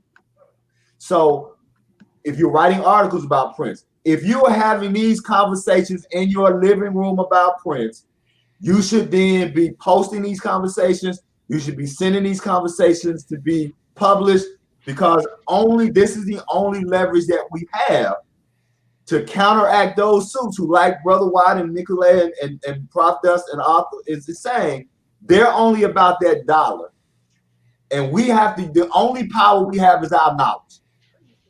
But I think time has proven that sometimes knowledge can be more important than suits. That's it. All right. All right, we go take up a collection now. We go pass around the plate. Pass the plate. we go pass the collection plate. All right. So we're actually at the can you believe it halfway point, and we are almost at the halfway point of the album. So we're gonna get back on track. I don't mind going off track. If you've listened to any grown folks music podcast, you know I don't mind going off track. So it's not about me, but I know some of you in the audience are probably like, we're not talking about the track. Right. And that says what? He's like that sometimes. There you go. He's like that sometimes. Yeah, there you go. Can I get a witness? Yeah. I'm here all week. All right. So actually, Arthur, since you kind of started the conversation with the ball, do you want to take it on home? Is there anything else you wanted to talk about in regards to the ball, the song? Well, yeah, I mean, I love the ball. I know. And the ball is one of those kind of marker songs that tells you that I'm going this way. Mm-hmm. And this is not, it's a great demarcation between, what I was doing here, which I love and appreciate, but with what I have to do here because, I just have I have a need to, make music. I hear songs in my head, and I hear sounds in my head, and I got to get them down. And I think it's one of the, it's kind of it's almost like it has a revival feel to it also that I really appreciate. And I do like to talk about Prince as a terraformer, someone who builds their own worlds, and brings you in to that experience. And the ball is more of a mature representation of that. So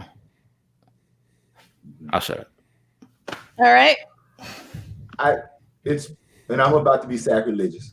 Uh-oh. But again, I said this last time that I'm more interested in the live bootlegs, right, video and audio, than the studio bootlegs. Mm-hmm. So just about 75-80% of the studio bootlegs, I understand why they didn't leave the ball. The ball is one of those in that few 20% that I wish would have been a B-side for the Love Sexy era. And so, and when people say, well, that wouldn't have worked because it became, I know, but if you think about how he set up the Love Sexy tour with the Black Album stuff first, and then the Love Sexy, it would have worked perfectly. So to have the ball as basically the same song with different lyrics would work great for the narrative that Prince was trying to tell, right, from Black Album. So I agree with you that I would probably see. I love the ball, and I think it's funky as hell. But I would have liked to seen the ball on a Black Album, Love Sexy, Super Deluxe. Mm-hmm. Say that, Liegh. That's what I'm talking about. I mean, it made its way in. I would say that the ball is, to me, most famous for what it sets up on the track listing, which is joy and repetition, I think, and just so that has always been kind of like a twofer in my opinion. And since joy is not on here, it just feels, it's another one of those things where it feels a little like you can definitely argue that it is part of the Crystal Ball batch, and as such, I think it makes more sense than Soul Psychedelicide, but it again, it makes you wonder, like, there's just a level of context that I think that is missing that makes it sort of like your own kind of puzzle of having to figure out, like, what is this and why is it on here? I've always loved it because it was just a mysterious, it was one of the bootlegs that we had from early on, you know what I mean? And but it was terrible quality. It was kind of like Welcome to the Rat Race and all of that stuff. It didn't sound good, but it was like, oh wow, this is I know, but it's not I know, so I think we've always loved it for, again, being that sort of missing link, and just to hear it like this is wonderful, but I'm instantly just like, I hear sort of the intro of Joy in my mind, and it's, I again, some of these choices are rather questionable. Mm-hmm. Well, I think not to sound repetitive. I know one thing. I know he liked what he did with that song because he used it twice. That's right. So I mean, that must have been one of those ones where he, after he did it, he was like, "Ooh, well, I'm a bad boy. You see what I did with this right here? I'm gonna use this again." He just, or he just felt so strong about it the way he was like, "I can't just sit on this. I gotta." I think he liked that groove. Yeah, me too. Like I think he honestly was just like, like one of those days he, came out and he was doing his little swagger walk, like, "Oh yeah, let y'all hear this." Then when he was like, "No, go ahead, Nicolay." No, I was gonna say it really is the Love Sexy beat, sort of in its infancy, like the guts. It has that sort of, and that's why I think it, even because it's some, I guess, revolution people involved, it is still more, I think, what Love Sexy became. You know what I mean? But I think as a if you don't put Joy on here, which I think you can argue pro or con, I think you could have left the ball off too. And I mean, it's just that's an opinion and an informed one at that. But I don't, why do A and not B, right? Right. That's kind of the whole sort of narrative of this thing. It's just like you said, it's like how Bruce Springsteen said, I think it was like, put one step forward and two steps back. It's like, that's kind of what they're doing. Yeah. Well, just for the record, anyone, like if anyone from the estate is listening, we want box sets for everything. Right. So don't get it confused. Right. We want box sets for everything, all the way up until Hit and Run Phase 2. So, right. But yeah. I mean, okay, go ahead, Dave. I just want to 100 million second that. Like, we want all the box sets for all the albums. And what I find is that when you try to critically analyze something, it seems like even within the fan community, it's like we're hating, but we're not hating. We actually love Prince and we love certain eras, and I just wish that, going back to what Nicolay said, that they would have been just a little bit more thoughtful in terms of why they're including certain tracks and not including other tracks. It's confusing to me. Do I love the box set? Yes, I love the box set. I love the box set. I love the box set. Thank you for the box set. Yeah. We'll say, it's kind of like we had a discussion about when certain former associates are writing these books and they're getting people to write these books that may not be as invested. Right. It's kind of the same thing here. They got the right people to help, like preserve the stuff and to find it and stuff. But then you need someone, someone in addition to Dwayne, like Tudor, to say, hey, maybe this one doesn't go here. Maybe this one goes here, or maybe you should do this with this and that. And so sometimes, say, just because a person's involved in something, or, sometimes when you hire somebody to do something, that's what you're getting. Like you're getting someone that's hired to just do something, not someone that's invested. Just because they're hired doesn't mean that they are wholeheartedly, say, invested. I think a lot of these people, they have great intentions and they're going to do a good job, but like their investment is, hey, it's, could be just, it's like a job for me. Right. Not like, hey, I am, like I care about maintaining the accuracy of this legacy type deal. And so, I mean, I can't speak for anybody else at the estate, but I do know that Dwayne cares. Oh yeah. Dwayne is obvious. Yeah, I mean, for him to spend 20 years, writing his first book, I mean, if that doesn't show commitment, I don't know what does. Yeah. It's not that I don't believe that they don't care. I do know they care because, like I said, this box set is as a box set, like the actual physical artifact is pretty incredible. The only thing that we're talking about is in terms of the song selections, because it is a curation. Because there was a comment a while back, about box sets should just be chronological, and that's fine. I mean, they can be chronological but for me, if this was going to be chronological, I would have rather it started in 1987. Yeah, exactly. That's just me. And that's not difficult because, like, if you look at it like, okay, you have the album and then you have the tour, right? It's immediately what follows the album. And I think then you can include stuff like Come Home and all that stuff, and Parade, same thing. This is the album, this was the tour. That's where Soul Psychedelicide could work out, So I understand you have to look back sometimes, and some of these are valid inclusions, but I think if you would have just taken the time, the actual era of Sign of the Times, which would basically go all the way up to that New Year show, pretty much, because that made sense to include that. I think you would have had, some of the Sheena Easton jams from early 87, 101 and stuff like that. I don't see that going on anything right now. That's not really Love Sexy era stuff, so that's not going anywhere until who knows, I mean, maybe that's an originals thing, but I think it would have made much more sense to lean heavily on 87, pick up 86 where needed, include, kind of like how, you throw a wide net, but still just like focus on 87. And I think they didn't go in that direction probably because of, marketing reasons, quote unquote. Right.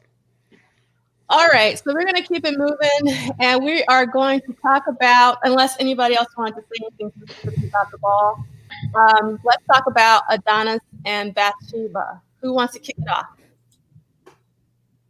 No, oh my God, all of you? I can't. I think the theme of disc 2, Vault Tracks disc 2, is that these are like idea tunes or well recorded demos of songs or I need to get my ideas down type thing.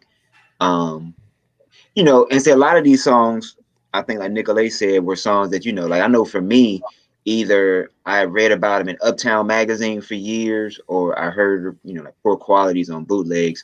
This particular song I had just never heard prior to like releasing this box set. I had only read about, I know for years. So it was refreshing to finally hear it. Again, you could kind of see why it was one of those things where, I mean, clearly he was on one of his Prince things with the whole like Adonis and Bathsheba thing. So I'm sure he might have been engrossed with the story. And so he just had to get that out. And so he kind of recorded it. I think when he probably was putting together track lists or things like that, he probably saw that it didn't fit, or maybe like after it was done, it was, I mean, again, he was able to self-assess and kind of just be like, I think I'm gonna sit on this one. Yeah. So go ahead. No, okay. No, that's it. So I actually agree with you. I do think that this is so sometimes when I do the air quotes, like this is a Prince song. So this is like if Prince song was in the dictionary, like this would be one of the songs that was in it, because one, just the title, like who would name a song about nobody but Prince. And I'm going to be honest with you, like when I first heard this song before this box set, when it fell out of the sky, and I listened to it, I was like, I don't need to listen to this again. It is so darn sweet and saccharine. I don't, it's just like, it's a good song. It's not a great song. But after listening to this box set in particular, at the audio quality of all these songs, it has definitely grown on me. And while I'm not ever going to go, oh, I really need to listen to but I do love listening to it, and it is a very it's a song that sort of builds, and I want to, Arthur. I saw those eyebrows raised. So that you are with Tanya in terms of love. I am actually. Yeah, I really, I really do like this song, and I liked it when I first heard it, and I don't necessarily remember when I first heard it, but I have to admit, I was actually surprised that it had been recorded so early, because it sounded like, if you had asked me when I thought this was recorded, I probably would have said 90. Yeah. Into Diamonds and Pearls. And one thing about Sign of the Times, that when it comes to recommending a Prince album to someone who has never really, hasn't really heard too much Prince and they really want to get into him, it's like, Sign of the Times is a perfect entry point for that, because I've always thought that if you took what Prince had ever done in his career, before and even after, put it in a blender, mashed it together, made a shake out of it, that shake would be Sign of the Times. And it's really markers of things that have happened before, directions that he's gone since then, and it's really that All Roads Lead to Rome album. And Adonis and Bathsheba is just a really great representation of that. I think it's a pretty tender, Prince song. So I want you to respond, Arthur, to Alana Mika's comment of the song Eroticism Personified, and she follows that up with, you can visualize the sexual session. Well, me and Deandra, we don't know, because we ain't never really paid attention to the lyrics. Yeah. Is that so? I will say this. I think if you take the so-called ballads off this album, Adore, If I Was Your Girlfriend, and this song, you can see why the other two got chosen. Yeah. Well, Adore eats this up for lunch. Adore is just the sexiest song too. Let's face it. Yeah. I mean, So I mean, again, but we don't know like which one came. Well, I don't know. I gotta check the thing again, but I don't know which one came first, which one came after. This one. I think. Okay, this one came first, or this one came after? Much sooner. Yeah. I think this is mid '86, and I think, or like summer, where Adore is like fall, winter, right? That's like one of the. Right. Okay. So I think this is really kind of the setup for Crucial, and Adore. Essentially, I think it's like sort of like a, it's a lineup in my eyes. I don't hear a lot about this song. I think when you said Arthur that you hear it in like a later sort of era, the drums scream '86 though. True. That timbale. I just think it's another sort of thing where it was like, this has a lot of potential, but may not be the ultimate form. And I think, but it's very smalty, like D'Angela said. It's not necessarily like a personal, I think, even erotic expression the way Adore feels to me.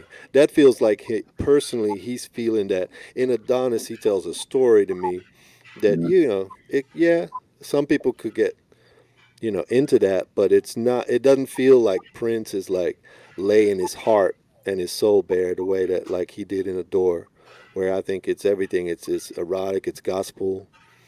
It just is all that. Right. Yeah. For me, it's more like pseudo operatic. So that's the reason I don't feel it. Like it's like I don't feel it. I feel like there's some bit of artifice with this particular song, as opposed feels labored. Yeah. As It's Adore. It's kind of I'm a channel Celia. It's kind of preachy Prince. Hey, I found out this new story about Adonis and Bathsheba. I'm gonna tell y'all about. Have y'all heard this story yet? I'm gonna put it in the song for you, and I'm gonna make it. Yeah, like here we go. He's showing off a little bit. He's like, look at how I found out about this stuff. Y'all don't know. Y'all not up on this. Yeah, that's pretty much how he is. Yeah. Also, it feels a little bit like Learned Prince. Okay, all right. Yeah. Forever in My Life, early vocal run through. Celie. All right, so let me get kicked out of the Prince fandom forever. No, brother, no. When I teach a creative writing class, I always tell my students, there's a difference between emotion and craft. Emotion alone does not make something a good work of art. And so I know a lot of fans love this early run through because it's supposedly the initial emotion where he ran upstairs and got Susanna and said, let me play my heart for you and listen to this. And when I heard that, all I remember thinking is, thank damn God he didn't stop there and he continued working on this damn song. Because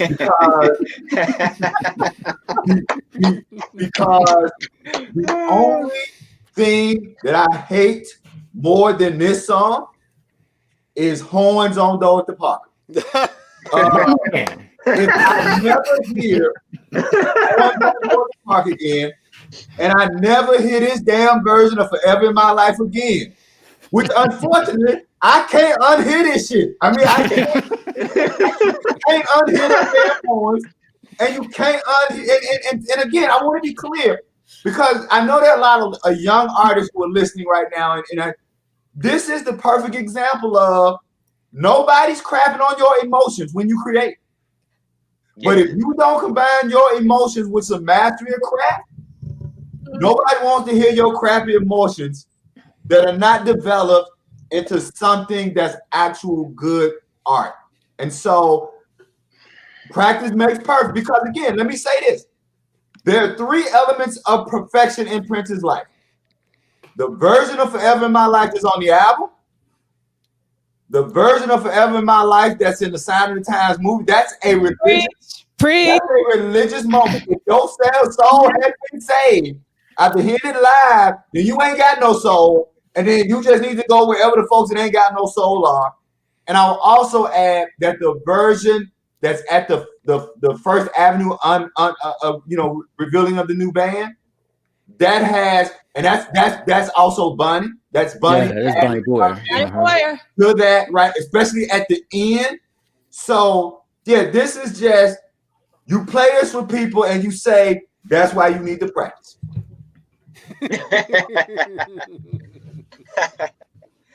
Well, I will say this. Now, was this the first version? Was this the first version prior to the album version?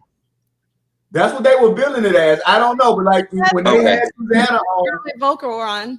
Yeah. Okay. So I will say, I will echo the point I echoed in the first episode of this series that we did, was that his ability to take something and then minimalize it. Meaning, I think, if this was the first vocal run or say what have you, he stripped it down and you can hear what it was going to later become in, say, the live shows. So like he clearly had an idea of what I want to do with this. And it's like, okay, let me tweak it, as best I possibly can. I know I may make some people mad. I'm not the biggest fan of, say, the tune. I appreciate the tune. And so, what you mean overall, are you talking about this version? Oh yeah, just overall. Like I'm not the biggest fan of tune. I mean, it's way better than like Elephants and Flowers. You hate it. But I don't hate on the tune, but I agree with the assessments of like the live show performance of it, and I agree with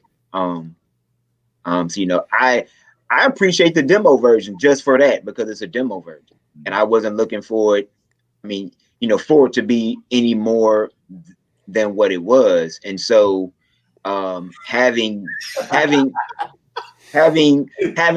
what we got, it's kind of like working backwards. Like, okay, like this is where he started, and then we saw where he ended with the album version and then the live version, and you can hear some of that in this. So and so you got to keep in mind, like, Prince is a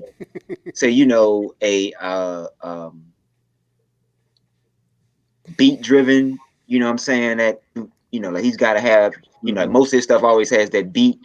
And so when I heard a beat like to this song, I was like, okay, well, that's him. And he just kind of realized, like, okay, I can do some artistic thing with this.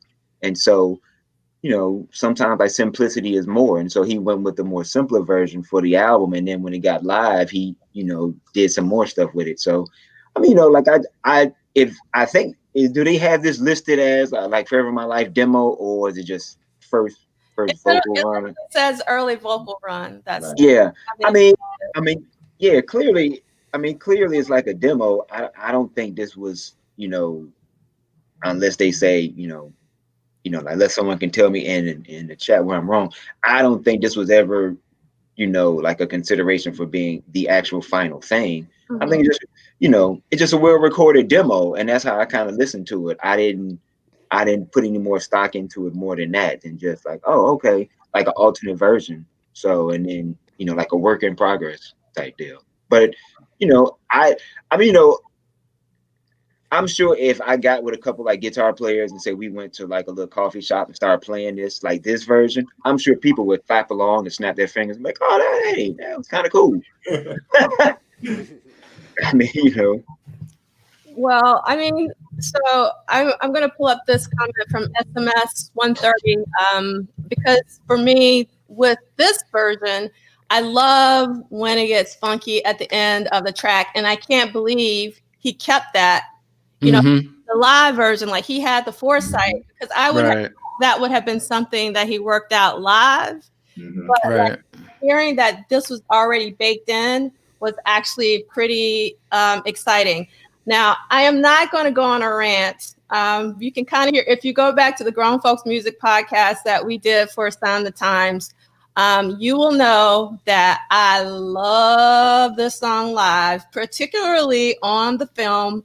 And it is a religious experience, and it gets me every single time. So I don't even listen to the album version. Right. I definitely won't listen to this one. I mean, unless it comes up, I'm not going to seek this out. For me, the definitive version is the one in the film. And I've heard several other live versions of the song, but it is actually that version, which I think is incredible. Right. Agreed. Yeah. Anybody else have anything they'd like to say about that one?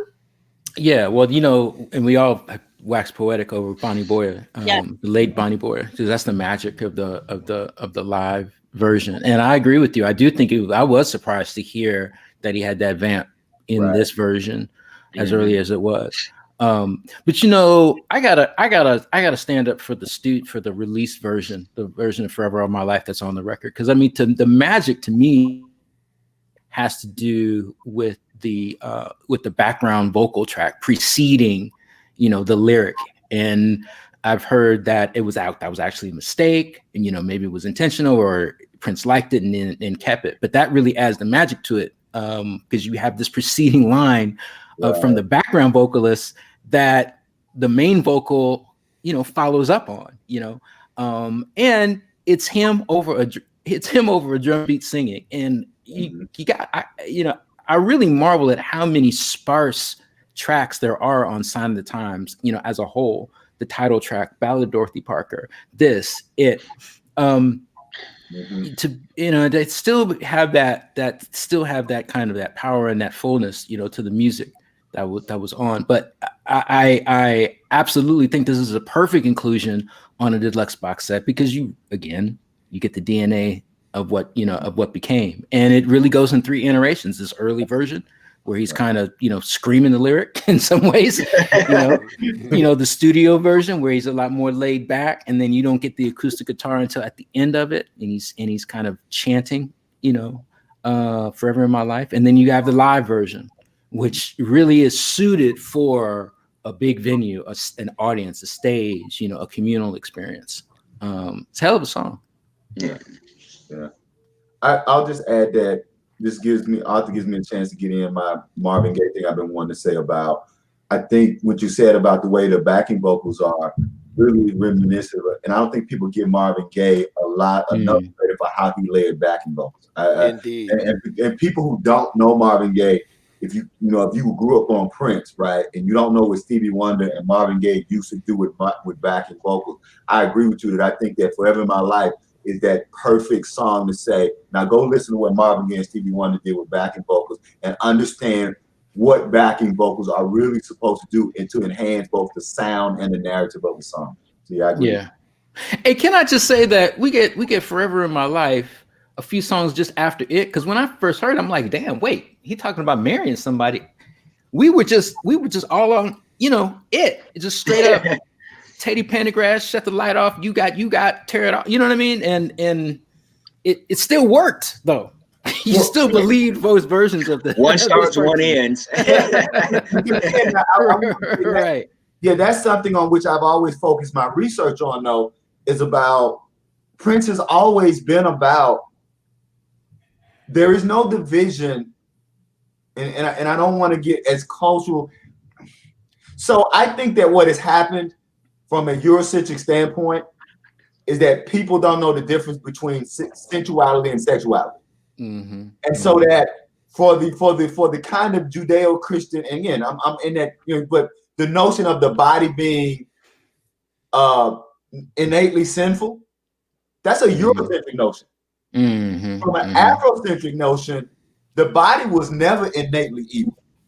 So because from an Afrocentric notion, the body was never innately evil, then it is not a contradiction to have Forever in My Life and it on the same song. And not only is it not a contradiction for them to be on the same song, it is aptly more apropos for it to be the end of Forever in My Life. Because as Brother Watt said rather jokingly, I mean, it is what happens after you make the commitment of Forever in My Life, right? Mm-hmm. What the connection of Forever in My Life and it, and I love the fact that I do believe that Prince was trying to teach us things through the sexual and the spiritual, was that what that combination is saying is that the people who are having the best sex, the most fulfilling sex, are not the people who have great bodies, are not the people who are all these things. The people having the best sex are people who have a kinship or friendship, and you're having sex with your best friend. That is the best damn sex you can have. And so to have it follow Forever in My Life is a teaching lesson. You want to have great sex, you want to have a fulfilling relationship, then fall in love with the person who's your best friend, and then you can have that, and you can have that Forever in My Life it moment. So Liegh, that's like Let's Get It On, and then two songs later we got it, If I Should Die Tonight. There we go. That's perfect. That is the perfect analogy. Followed by really Just to Keep You Adore Satisfied in case it don't work. There you go. Followed by Just to Keep You Satisfied in case it don't work. There you go.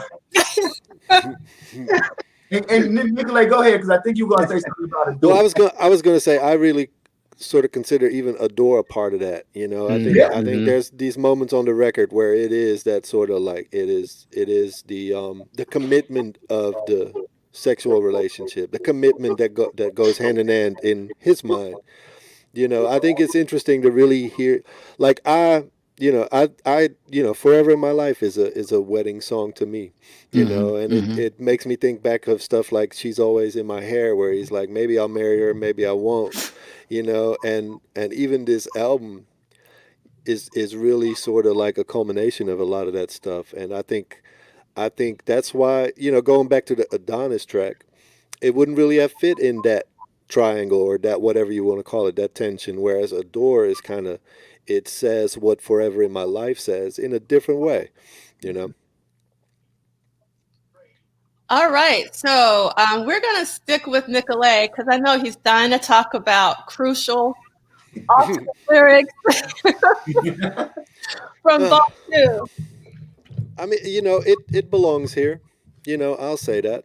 I think it does belong here. I mean, this version is very interesting to me. I think that Crucial was not really sort of the I again, like when I hear Crucial, I realize why it never really came out, and I think this different version doesn't change my opinion about that. I don't know. It's one of those tracks, like we had it early on the Crucial boot, but obviously not this version. But the song, and it's always been sort of part of, I think, more sort of bootleg lore than like essential Prince tracks. And I'm sure people disagree. But this is one of those tracks where I'd be fine if I didn't hear it again. I mean, other than maybe research purposes, quote unquote. But I don't know. And the lyrics, I don't know. I think if anything, I prefer the version that came out on Crystal Ball when it did. Um, that one to me would feel like more the definitive version. But again, you just realize that it was like all these steps up towards something that this was not just yet. I do like it has that total Sign of the Time sound though, like literally. So I do think it fits. All right. Crucial. Who wants to talk about it? Steve Lee. No, I mean, I like it, but I think Nicolay, for me, summed it up. I mean, I like it. I was trying to decide if the alternate lyric version, if one was more urgent than the other, and I couldn't. I couldn't decide if one felt more urgent, if one felt more bluesy. So I like it. That it stayed in the vault doesn't necessarily bother me, but it's not a song that I don't want to hear. It's not a song that I'm going to skip if I hear it. I like it, but other than that, that's about it. All right. Anybody else?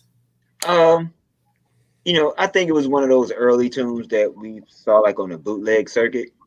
So I think a lot of people have kind of burnt out on it. I think it was one of those songs that like The Ball, that he, was kind of like, oh yeah, look what I did. And he could never figure out like where to put it. Right.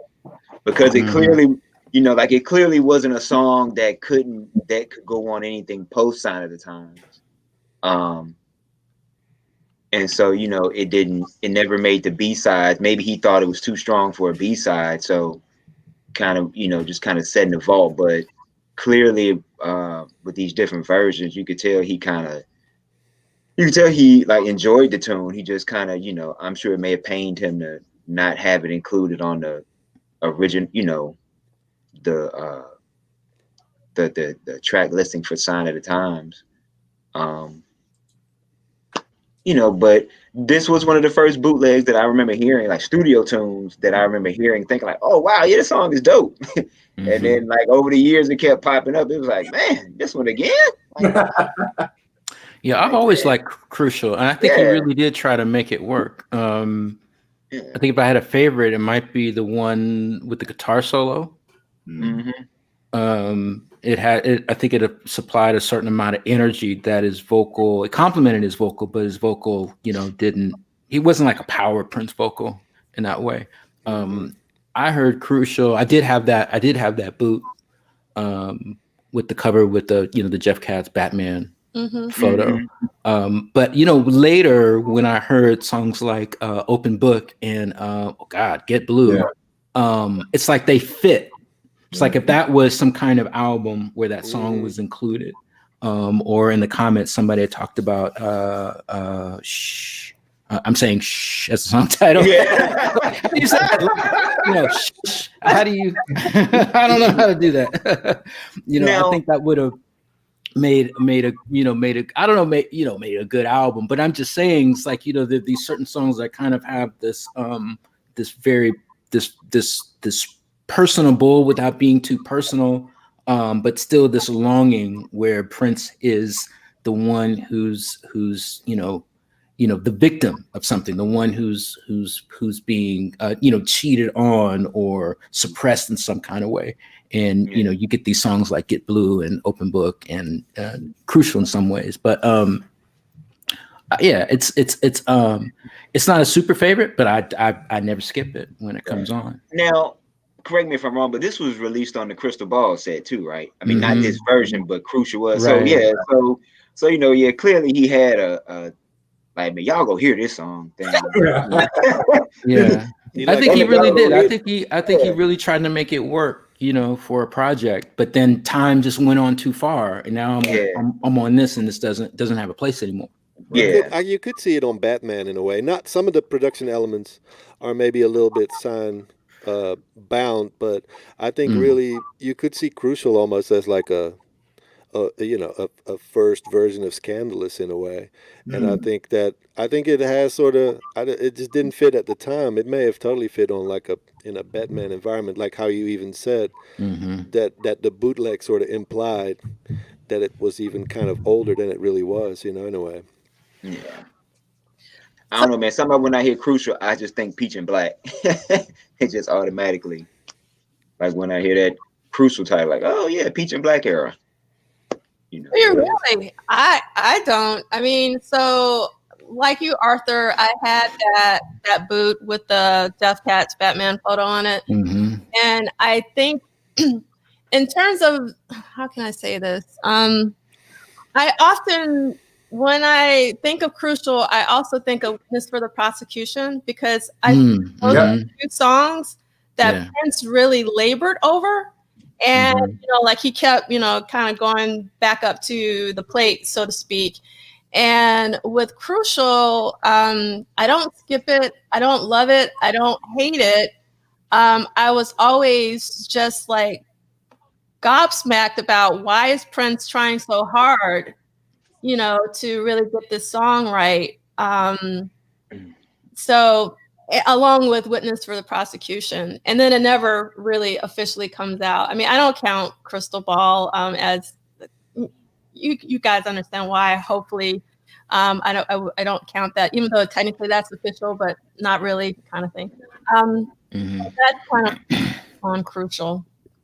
Well, I think if I may add one more thing, I think as an artist, it's really interesting to see like something that I would single Prince out for, which is, again, he fully commits to the development of the idea, whether it ends up being successful or not, where most artists, certainly myself, I give up on like 50% of my ideas. I'm like, that's probably not going to really be that hot.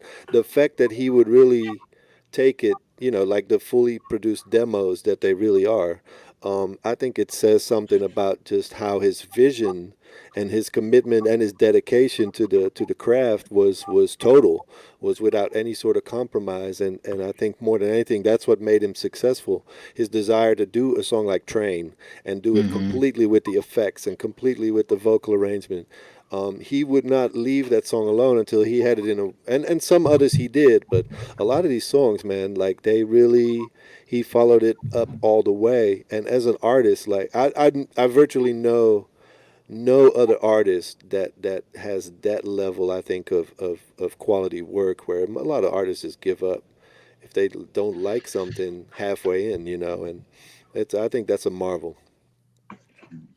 So I want to bring up this comment from a triplet. I would totally take Crucial over Arms of Orion any day. Oh, slander. All right. You know what? I'm using with you, but I gotta disagree with you. I'm a Arms of Orion. What? The astrology alone. Come on, man. Yeah, man. Amen. Come on now. That whimsical, that song that you ain't gonna never sing aloud, but you got it in your head. Come on, that's a classic. Let me ask you this then. What about, because my actual favorite in that is I Love You and Me. Oh my God. See, so you had me and then you lost me. You have to understand. And look, by the time I heard I Love You and Me, I'm college age, I'm older, so I can't be shocked. But I remember when the lyrics finally hit me, I'm like, oh damn. I Love You and Me. Oh, I actually blushed a little bit when I figured out what those lyrics were about. But the surgery lyric, though, I don't know. Yeah. I don't know. It's just, I mean, I question his B-side choices. It's like, dude, you had this in the tank, and we got to put that on the B-side. It's like, dude's the B-side king, and it just kind of killed me to be like, man, what the hell? You and Me. It's like, He liked it though. He brought it back in when was it? What tour did he bring it back? That Gold tour. I think so, right? Yeah. Or even maybe the Symbol tour or something. I just know it was just him and the guitar, and it's really kind of just monotone, but I love that performance of I Love You and Me. Yeah. And at the end, Eric has this solo. So there's a solo, because at the time he had that damn rolling platform track thing. Prince gets these props, and the props stay for about a couple of tours. And so Eric comes sliding out on the damn prop with the solo. and plays the solo and then slides back after the solo. So yeah. We need to revisit that tour, man. Like later on in life. Yes, we do. Yes, we do. Yes, we do. Yes, we do. Oh my God, there is so much Arms of Orion love in the chat. Yeah. Yes. That's where I want to be. Yeah. Yeah. Oh man. Oh my God. In the sea of tranquility. There we go. There we go. So Blade Brown, which song are you talking about? I Love You and Me, or are you talking about Arms of Orion? I'm curious. Let us know. So we're gonna move on to the next song, the Cocoa Boys with an A, because you know we've often seen it without the A. So who wants to kick us off? I'll go. Well, let me ask you a question first. Is Okay. is that song about he and Andre growing up? Mm-mm. Okay. I don't think so. Well, it you might know what, be. though? I think though I'll say it's a valid question because there are three really quick things about this song. The first thing is, for whatever reason, whenever I hear that song, I think about Terry Lewis talking about the real band, The Family, that played in that YMCA when they were growing up. Because Terry Lewis said that the thing about The Family was they'll get in that ass, right? So it talks about band battles.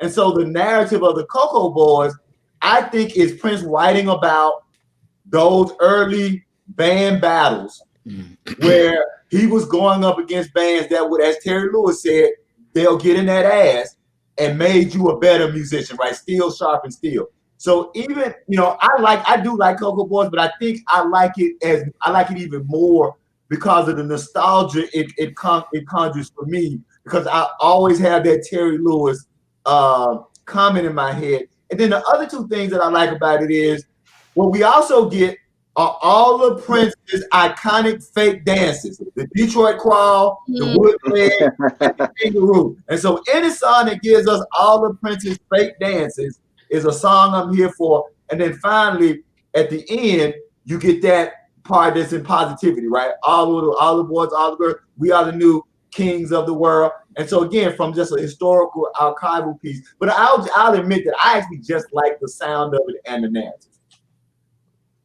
That's a tough one musically for me. I don't hear a lot it doesn't have a lot of hooky quote unquote elements. And so I feel like you never really get into it. The vocal, the lyrics, it seems a little, I don't know, it does feel like a work in progress, and maybe something that would have been more fleshed out if it would have gotten any further. But it's a tough one for me. It's kind of like, it's peak sort of that era with the production and with the keyboard patch, but it's, you know, I don't know if it's because of how it's mixed, but it just feels like a little soupy to me. I don't know. It's just it just kind of goes on, and yeah. Yeah, I know when I first heard it, and even now, like I'm still trying to figure out it. You know, I'm trying to figure out if it's autobiographical or if it's, you know, pieces of things, because, you know, it put me in that mindset of like when I you know, listened to the song, I think it's on the Exodus album. Was it Cherry Cherry? Or, you know, I think when I hear Schoolyard, because some of the stuff that he was talking about, that's why it sounded like it was maybe him and Andre, but then like C. Lee said, you know, talked about the family, you know, like when Terry Lewis was talking about Sonny's band, The Family, and then in the song, he's talking about the horn section marched in, you know, they came in, they were doing these things. So clearly, whether it's about him or someone else, it clearly was something from his younger years in life that he kind of put into a tune. So, you know, now, you know, how accurate that is or not, I don't know, but I think that's my most, significant piece from it. I mean, again, you know, I didn't think it was anything, you know. I think when I heard it, like, I mean, it was what it was, meaning that this was something that he had done that it probably had no intention of seeing the light of day on any project. It was just something like, oh, okay, I got this out of me, you know, and it sounds pretty cool. So just kind of just sat on it. I don't think if there's any configuration with this on it, I would be surprised, but I don't think it was one of those things that it was intended to be, more than what it is, which is probably, you know, a transition tune or idea tune or a sketch tune. Just kind of get out your system. Like, okay, yeah, I got it down. All right, let's move on to the next thing. Mm-hmm. So Kenneth in the chat agrees with you, Ricky. So in terms of the AC connection, there was a previous comment that I can't find because the comments are coming in. Thank you everyone for commenting. You're really bringing me a lot of joy because some of these comments are hilarious. So according to Prince Vault, which is my Prince Bible, this song was originally planned for the musical The Dawn. Right. And, for the precursor to Graffiti Bridge. I don't see this as a musical-ish style song though, but I do wonder what The Dawn could have been. Mm-hmm. Yeah, I can't. It's like I hearing it, I see Graffiti Bridge. Really, more specifically, I hear Graffiti Bridge as like the band that played Tick Tick Bang and like Miko and Levi coming out with the cutoff fishnet joint, you know, and Levi, you know, it's just that whole Cocoa Boys. Yeah, you know what I mean? Cocoa Boys, bang the brothers. I think I would have wanted to see that movie though. I would have wanted to see a Cocoa Boys movie. Right. Personally. Wasn't Mickey Free involved somehow? Wasn't he one of the Cocoa Boys? Yeah, supposedly he was supposed to be one of the Cocoa Boys. That would have been interesting. And I agree. I think that because how poorly executed Graffiti Bridge is, I think that's what makes us not want to see Cocoa Boys. And so I just go the other way. That's why. Because look, you know, because the problem for me is I have the ambulance scene in my head, and I've never known an ambulance to come to my community that fast ever. So like, I remember 911 is a joke. But I remember sitting in the theater, and when the ambulance came, somebody was like, "Damn, ambulance has never come that damn fast." Yelled at in the theater, right? And man, course, shout out to Romeo Blue. Right, that's like terrible directing, right? And so that's one of those where Prince does a disservice of not having a real film director. But saying all that to say, just the lyrics of Cocoa Boys, again, just thinking about the real band, the family, I would be game if there's some lost footage somewhere to seeing that lost footage. But let me ask a question, because I just don't know, and it may get us sidetracked a bit. Did nobody from Minneapolis feel some kind of way about Prince naming his band The Family when everybody knew that was a real band? Name The Family. Does anybody know if he ever got any pushback on how the hell you just gonna take what was really for most people an iconic, right? Sonny, but that was an iconic band. Yeah. You just gonna take the name of that band? I mean, that's some. On the one hand, you could say that's some pimp-ish, but that's even worse than some pimp-ish. What? I mean, it's like it could. I mean, if he may have asked for permission, or it would be a Shockadelica type thing, and it's like, oh, you know, I could see, but I don't think that would be a Sonny question. That'd be interesting to know, man. Yeah, that's a funny question. I would probably say,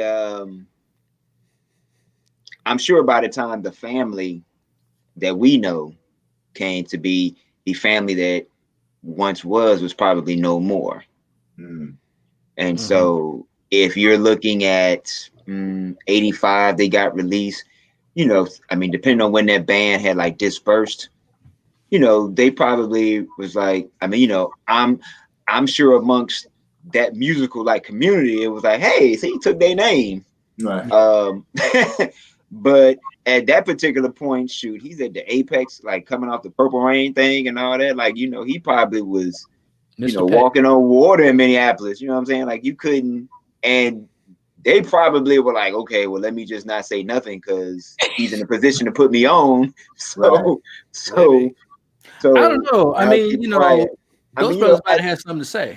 Yeah, I mean, probably so. Like, they probably could have. Especially being on each other, you know, coming up. Yeah. And how are they family? Like, what is, you know, I'll like, say this. I mean, the concept of the family is so, when you think about the family, the recording group, the family is like, Yeah. you know, it's like Susanna and St. Paul are clearly, I think, marketed as lovers more than anything. Right. And it's like, what kind of family is that? You know what I Yeah. mean? Well, I will say this: him hiring Sonny later probably made amends for all that. Right. If there was any issue with anybody, him hiring Sonny in that probably was like, okay, I don't know about the rest of the cats in the band, but being that Sonny was his dude, that, you know, probably took care of that piece. But isn't that a double whammy then? Because not only does he take his name, but remember, if I'm remembering correctly, wasn't Sonny the original bassist before Mark? And Sonny was actually trying to lose weight, getting in shape, and was told by somebody else that Prince took Mark. Like Prince didn't even tell Sonny. So and that would be another conversation, not to stir up mess, but just I can be a petty dude. And if you mistreat me, you know, I work on my, you know, I do a lot of writing about Prince's spirituality. I ain't there, you know. And if you promise me a job and then you take somebody else and then you come back and say, hey man, you want the job? No, hell no, go to hell. Hey, well, I hate to throw another cog into that for you, but Terry Lewis was told that he had the gig too. So that's right. So yeah, but Terry, you know, opted to go with the time. So, you know, yeah, I mean, I think that would be interesting. I mean, you know, only Sonny knows now. So, you know, he's the only one that could probably, I know, provide that. But I would imagine, even with that like situation, you know, I would like to think that amends were made in '91 when he brought Sonny in. It was like, okay, you know. Well, serious question. I'll be quick about it. So the family, so the Screams of Passion video, you see Eric Leeds miming the bass in the video when you've got the performance shots, right? The family only performed one live show at First Avenue. One, who played bass? And two, would Sonny and Thompson have been the touring, you know, bassist for the family? Because Sonny wasn't the bass player for that one gig. It was somebody else. Yeah, okay. Because I never knew. Yeah, no, it was somebody else. I mean, you know, I think at that point in time, you know, if you were like a musician in Minneapolis, you were trying to get put on by either Prince, Jesse, or Morris, because they were, you know, kind of trying to do their own separate thing. I mean, Jam and Lewis really didn't have a band, so you had those other three outlets. I think Morris opted to go with cats in LA, so it was pretty much down to Jesse and Prince. And so this particular cat, I forget his name, but yeah, he did that one show, and then that was it. You know, it would, you know, probably, you know, I guess for emotional value, yeah, it would have been cool to have Sonny do it, but as to why, say, you know, that would be maybe one day we can get Sonny on here and we can ask him, like, hey man, say, why weren't you included in any of these things? But yeah, but he wasn't. It's a guy called Alan Flowers on bass. Okay, on that show. Yeah, who I don't know who that is, but yeah, it was like a lot of because you know, like a lot of local cats were. I mean, you know, like, hey man, say I'm ready. And so Rodney brings up the family consisted of Jerome Wiley and another person that is always left out, the great Dale Alexander, that was moved to Madhouse. Yeah. Oh, so he was in that band too. Oh, okay. So, I mean, so that's an interesting thing. I mean, clearly Prince was kind of trying to he, you know, kind of kept the. Well, I know Dale and Sonny. You know, I can't speak for everybody, but he at least kind of tried to keep them in his universe, or try to. I mean, you know, like do something for him. So, I mean, you know, can't, you know, you know, like wasn't all bad.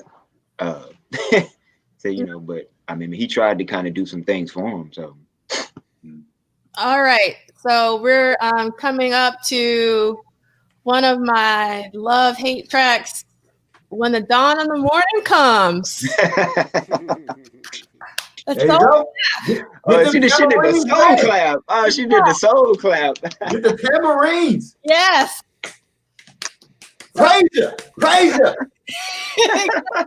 When the song first comes on, when I first heard the song, I was like, no, he didn't. Because I have this thing about what I call pseudo gospel, or like, pseudo, like, I was like, why is Prince doing this? But then I caught the spirit by the end. Is that me? When he said, let's wear everybody. So I was like, I'm with you now. So I'm curious to hear of how you guys responded to When the Dawn and the Morning Comes. And this is before we get started. So I'm also participating in the Prince Twitter threads, like Arthur, as well as Elliot, who is part of the original Sound of Time Super Deluxe celebration. And my song that I selected is actually, Ricky, your favorite song off of Sound of Time. It's going to be a beautiful night. It's going to be. So, like, if you listen to that podcast that we did 3 years ago about Sound of Times, Ricky was all about it's going to be a beautiful night. And I just did not understand why. Really? But I caught the spirit, Ricky. I caught the spirit. And I was like, this is the song now. So I think it was because growing up, I wasn't really into up-tempo Prince. Like, I hated Baby I'm a Star. I hated that song. And for me, It's Gonna Be a Beautiful Night reminded me of that up-tempo, happy, just for the sake of being happy. And when I first heard When the Dawn of the Morning Comes, I was like, here we go again.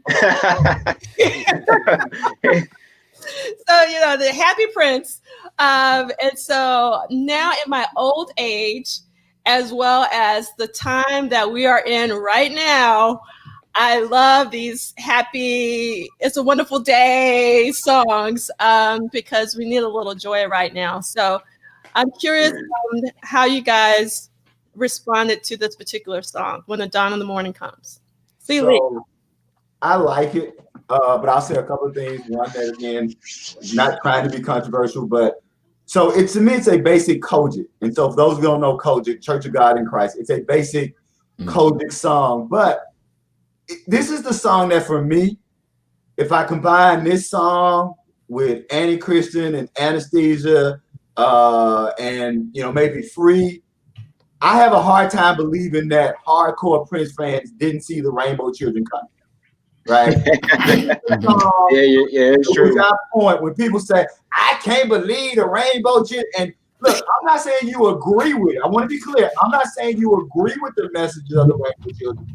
But if you didn't see that somewhere in Prince's life, he was going to make an orthodox, the Rainbow Children, you clearly just wasn't paying attention.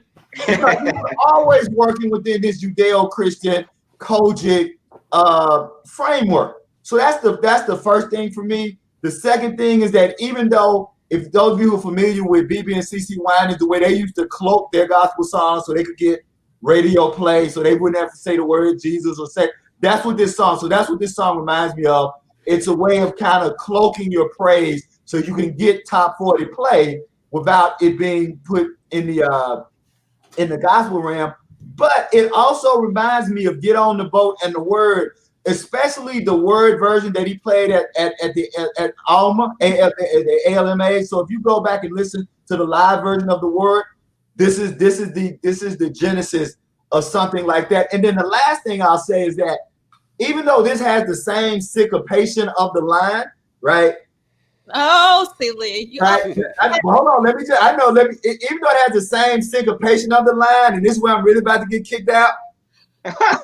Look, I like the line, but for some reason, that's just a creepy ass song to me. So if Prince trying to bring me to Jesus, he need to do it with The Dawn of the Morning Comes, because I'm not trying to be brought to Jesus with that creepy ass The Line song. I don't know if it's Bunny's voice at the end. I'm not saying that I don't Does anybody remember the movie about the gangs? Was it The Wanderer or The Warriors? The Yeah, the Warrior. Warrior. Okay, remember that one creeper ass gang that the organ music would always play when that one creeper ass gang would show up. That's what the line. And so when the morning that'll bring me to Jesus. The line is just gonna make me question my religious choices, and so that's all I'm gonna say. So yes, I love in the done when the morning comes, and just on my way out. You know what? And let me just piss everybody off. Just bring Larry Graham on into the house now. Oh my God. Oh my So God. all y'all hate Larry Graham. Oh man. Prince was doing this before he met Larry Graham. So you can't blame all of it on Larry Graham. I'm done now. I will say this. That song does remind me of Trust. You know, like it does remind me. And so whenever Prince did these, as D'Angelo says, happy tunes, you could kind of tell he was in that place of, oh, I'm really happy right now. Or, you know, I'm going to make, you know, he made some good happy sounding tunes. And so that was the first thing that came to mind. Like, as soon as I heard this, I was like, oh, this is in the, you know, that Trust kind of thing. So being that this came kind of before Trust, safe to say that Trust is in this vein, not say the other way. You know, and you know, when he did those kind of sounding type tunes, you know, like All the Critics and all those things, you know, they, you know, had that, you know, like that house beat, you know. Shout out to the man Chicago, I know Camila and then Cabria and all the others, you know what I'm saying? I know that's you know, I know how they get down, say with house music. So I mean he is a Midwestern kid. He had someone from Chicago into his band. So you know, and I think Chicago always showed him love. So it's kind of no secret that say, you know, he kind of tried to channel that, and as we later saw, he would have house mixes.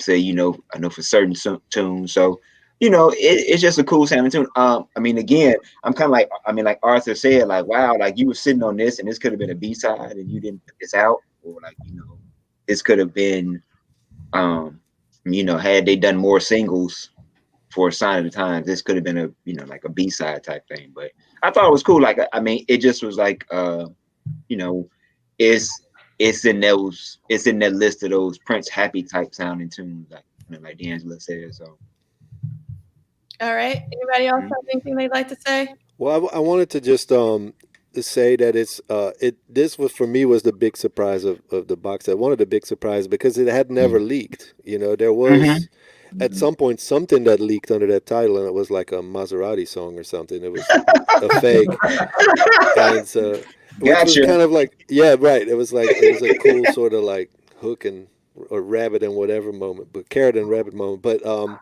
I like it for that reason, you know. But it makes me wonder what really he thought of both this one and the Cocoa Boys, like, because neither of them ever leaked before until very recently. So it means at the very least it was kind of one of the more sort of things that he played, I think, closer to the vest, versus some of those other tracks that seem to have been, you know, everywhere. Revolution. You know, it's like, it's interesting to finally hear this, you know, because again, we've had this title for a long time, and this is one of those sort of mythical tracks that is like the first time you get to hear it, whether you like it or not, is kind of almost irrelevant. It's like, oh wow, this is one of those little things that they talked about, like, you know, 30 years ago for the first time. So it makes it cool from that perspective. All right, are we done with? Done. Okay, we're done. All right. Dunzos. So we're going to stay with Nicolay for this one. And we are on to version 2, Witness for the Prosecution. Take it away, Nicolay. Yeah, Skip. Yeah, Arthur. Right. Yeah, man. I mean, Arthur said it best. I think if you want to hear a version of Witness, it's either the first or the second, preferably the very first. You know, the sort of, I think, him in that sort of Jimi Hendrix mode. And I think this just doesn't have any of that. I did learn through the box set that it was a re-recording that was meant for was it Deborah Ellen? I want to say along the same time that he did Telepathy. And so when I learned that, it made a little bit more sense to me, because if you hear it in that time frame, it's like, okay, I understand it. He was just stripping the song down and redoing it for a different artist. This was not himself anymore at that point. But this is something where I just have to say the first and the second versions are just far superior. And I don't, even when this was heavily bootleg, it was like this one and like Big Tall Wall and stuff like that. It was like, whatever, So I'm not big on this version at all. The sampled guitar lines, again, from a musical standpoint, very important track, because you hear him sampling his own guitar playing and programming that versus just playing. Like he's got these guitar stabs that he's just bringing in and out, which is very Batman and I think even Love Sexy before that. So again, from a musical standpoint, is a very important track, but taste wise, I don't see much in it that I like. Yeah, I would say that I like, and it took me a minute to realize there are three of these. I was like, okay, there are three, because I kept getting confused. Right, so I don't like the one that's labeled as version 1, right? I just don't like that one. And here's what's odd is, so I like the one that we did, I like the bootleg one that's not on this. So that's my favorite one. Mm-hmm. And oddly, version 2 is my second favorite one, probably because it's so different, and that it's so that you got, like you say, in the unreleased one, it's just a raw rocking sound. And I guess that's why I never liked the one that's labeled as version 1, because I think that the horns they have no place there, right? And so you get this raw rocking sound on the unreleased one. And then so what we get, and also for the things that Nicolay was saying, it's the nod to Electric Chair, right? I think that this version would have made a great B-side to some of those Batman tracks, right? That you clearly see him thinking about moving in that direction, and whether he's moving in the direction to do Batman or if this is just something that he was doing. And so when the Batman project comes, he's like, oh, great, I got this new thing I'm working on, I can do. So I think that's why I like, and I just like the funk of it, even though it may be kind of cold. It may, it may not be soulful funk. It reminded me of Fill You Up, and I think that Fill You Up is both funky and soulful, right? And so I would agree that this Witness is not as soulful as Fill You Up. I like the funk contrast to the rock version, so I could play both of those and not get bored. And I think the other thing, and I like, and I'm gonna be blasphemous for a moment, that I like about this version 2. Okay, let me just take my lumps. I just never thought Prince did house music house music well. And in fact, the only live thing of Prince that I've never liked is the first 15, 20 minutes of the Nude Tour. I won't even listen to the first 15, 20 minutes of the Nude Tour because he destroyed those songs with house music. Now, once you get to Kiss, I think it's Kiss the song where that damn house. Remove you from the stream, Liegh. I'm about to remove you from the stream. This is tough. This is tough. This is a fork in the road right here. And you know what? Somebody said I was becoming the arms of Orion, so let me come all the way out there. That damn Junior Vasquez, if he mess up another damn Prince song, wherever he is, I don't know him. I've never liked the Junior Vasquez remixes. I understand, Brother Pride, but the Prince and house music should never exist. I rebuke thee in the name of funk.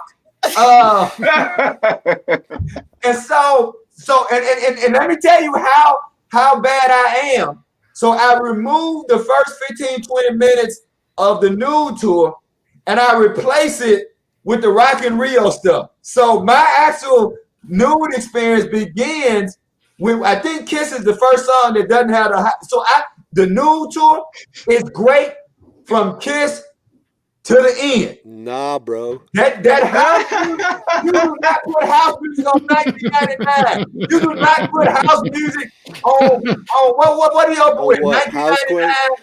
What? Tell me those other songs. I don't even remember them. They so crappy. Sexy Dancer. Come on, man. Yes. Oh my God. You put house music on Sexy Dancer? Absolutely. It's like No. forward to the floor. So Come on. silly. So Blade is asking, you don't like the future? Now I'm about to contradict myself.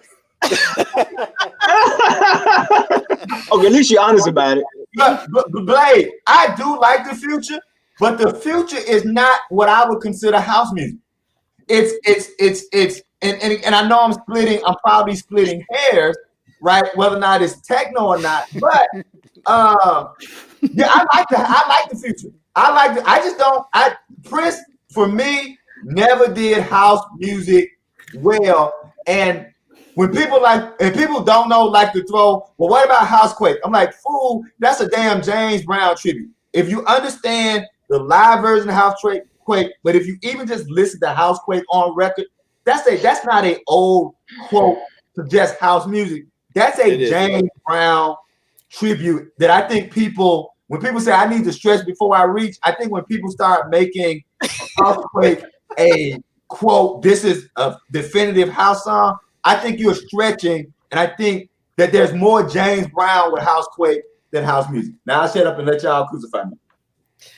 All right. Well, okay. Now, in your defense, I know that regional areas like different things, and I know because you're in Mississippi, which is close to like say New Orleans, y'all like bounce music. So I can totally get why sometimes house music didn't translate. Like DC, they like go-go, and stuff like that. So house music didn't always translate to everyone. So,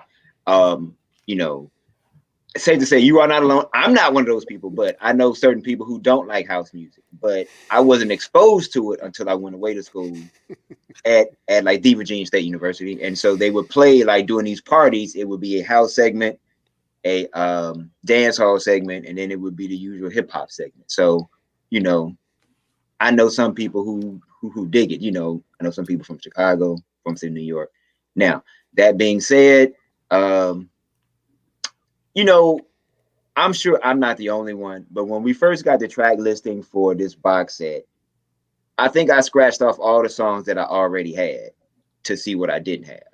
And so Witness being a song that I already had, I really didn't I didn't invest a lot of stock into really listening to it because I knew what it sounded like already. Mm-hmm. So, I know it's two different versions, and I kind of was like, both of them I may have just played through and then maybe skipped through as I was listening to the others, not because I didn't like them, but because I wanted to give my ears the attention for the stuff that I had not heard before. And so I think my only complaint with this one is, is it taking up space? Like, do we need two versions of it? Like, is it taking up space for something else that could have been included? Could it have been swapped out for something? Yeah. All right. So I wanted to let everybody get. Has everyone gotten their Witness for the Prosecution out?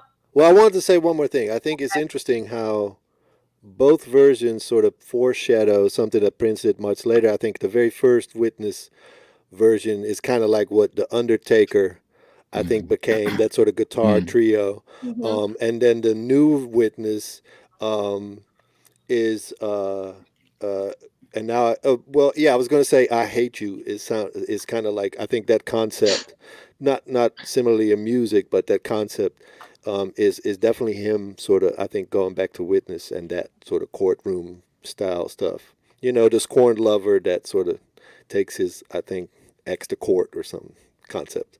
Whatever. I hope that makes sense. Yes, it makes sense. So I guess I'm the only person here who loves this version. I love version for the Prosecution. Unlike Blade, I'm going to bring his comment. I actually don't like the steel drums. If I could get the stems, I would remove the steel drums from this particular version. But I think this is funky as heck. And I actually don't like version 1 because of the background vocals. I think they're too loud up in the mix on the one on Vault 1. They're really, really loud. And I haven't heard the one that the unreleased one in a while, because again, I sort of saw this song like Crucial. I kept, it just felt so labored because he had so many different versions of it. But for Witness, this is the one that I settled on. So when Ricky said, why is there two versions? I'm glad they're both on here because I have a strange feeling that if they were only going to select one, they would have selected the other one and not this one. So I'm really happy that this one is actually on here because I don't know. I for me, it's funky, it's soulful. I like the way Prince is singing. I like the space, that's in the track. I don't know. I think it's fantastic. So. Well, clearly he. I mean, this is another tune like Crucial. He felt very strongly about that. He kept, trying to, find a way to make it happen for people. Because isn't this on the Crystal Ball thing too? Like, isn't this on the Crystal Ball? On a release as well. Yeah, the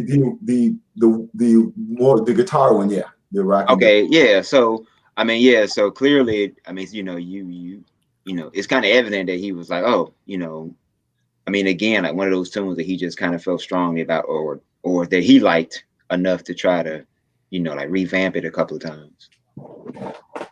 Yeah. But like I said, I don't want to get lost in my housequake diatribe. I like version 2. I mean, that's like I said. I love the unreleased one, right? It's version 1 that I don't like. So I like the unreleased one, and then I like the version 2 because they're so contrasted, and because of what Nicolay said. I like the foregrounding of the production that we get into with Batman. I don't really think Prince gets enough credit for the production that he did on Batman, which was like really, really seamless for me. Yeah. Agreed. All right. You don't want me to get started because we're at our time and we got one more song to go. So I hope we can just get this one more song in. And we are at the final song, so we kind of made it. Yeah. Stagger to the finish line. Stagger to the finish line. It bees like that sometimes. Who's going to take it away? Arthur, go first. Do it. This might be my favorite song on the whole section. The whole part 2. As much as I like Train, as much as I like The Ball, because I had not heard the song before, and it just gives me that. It just kind of gives me that palate cleansing, that revolution palate cleansing Prince. And something that this doesn't specifically have to do with this song, but with this body of work. I recently was reminded that Sign of the Times, the record, was one of the key inspirations for Trent Reznor, and gave him the onus to be able to teach himself how to be an engineer in order for him to create what became 9 Inch Nails. Wow. And for whatever you know about 9 Inch Nails, you absolutely positively wouldn't think about Prince on the surface of it. Right. But when we talk about songs like Witness in both versions and what we just kind of got into, that I didn't participate in because I figured that my work was done anyway. But this blending of electronic and guitar and aggressive rock guitar and pocket backbeat, that Bernard Purdy, Buddy Miles thump. Mm-hmm. The one thing that I would have hoped would be that the drums for sometime it'd be like that sometimes, is if it wasn't an LM1, if he actually did play acoustic drums on it, because I think it would have given the song that bottom, that would have really opened it up. Because I like the rock side of Prince as much as I like the electronic side of Prince. I mean, I love talking about Prince as an electronic musician. as much as I talk about him, being, a rock star. And that's important to me because coming up in real time in 1986, I lived in both of those worlds, where I really, really enjoyed literally like hair bands. In 86, Metallica released Master of Puppets, one of the greatest heavy metal albums released, ever, what I'm saying? And to have Prince on the other side of that, playing music that spoke to that side of what I liked, in what I'd otherwise, call, white music. It made me feel seen, being, a black young man who really liked rock and roll. And It kind of freed me up. And it's songs like It Bees Like That sometimes that is that kind of like bridge where I would be able to play Prince to my friends and say, this is different and this is why. And I'm not the only one that appreciates, these kinds of styles. So who's next? I don't really got anything for this one. I mean, I think it's great that it's on here, but I don't feel any sort of particular connection to it. Yeah. I'm actually with Nicolay. Anybody else have any? Is this the end? Liegh, I feel like you have something to say. Just, even though I'm a lyric person, this is probably musically the second best song that I like musically. Now, it's not my second favorite song, but I appreciated everything that Arthur said about it musically. All right. So I think we are at the end of our, this 3 hours really flew by this time. It really did. It was a lot of fun. Oh my God. This was a good disc to get into. Yeah. I told you this was a good one. I told you all last week. You did. Yeah, you really did. I told you all. I think it's a good controversial disc. I think it made for a good conversation. I actually still prefer Vault 1. And there's still comments coming in about Arthur, you blown everybody's mind about the 9 Inch Nail reference. So next Saturday, we are going to continue this conversation, and Ivan Orr will be joining us again, and we are going to discuss Vault Track 3. I hope that you guys had a blast. And again, I'm just trying to provide a little joy while we go through this crazy thing called life. And I hope that you guys will continue this discussion with us. And I hope you have a wonderful day. That was nice. Can we get the button, one of them? Which one do you want? Any button. Yeah, it doesn't really. I mean, there you go. Oh, but actually, we haven't played this one.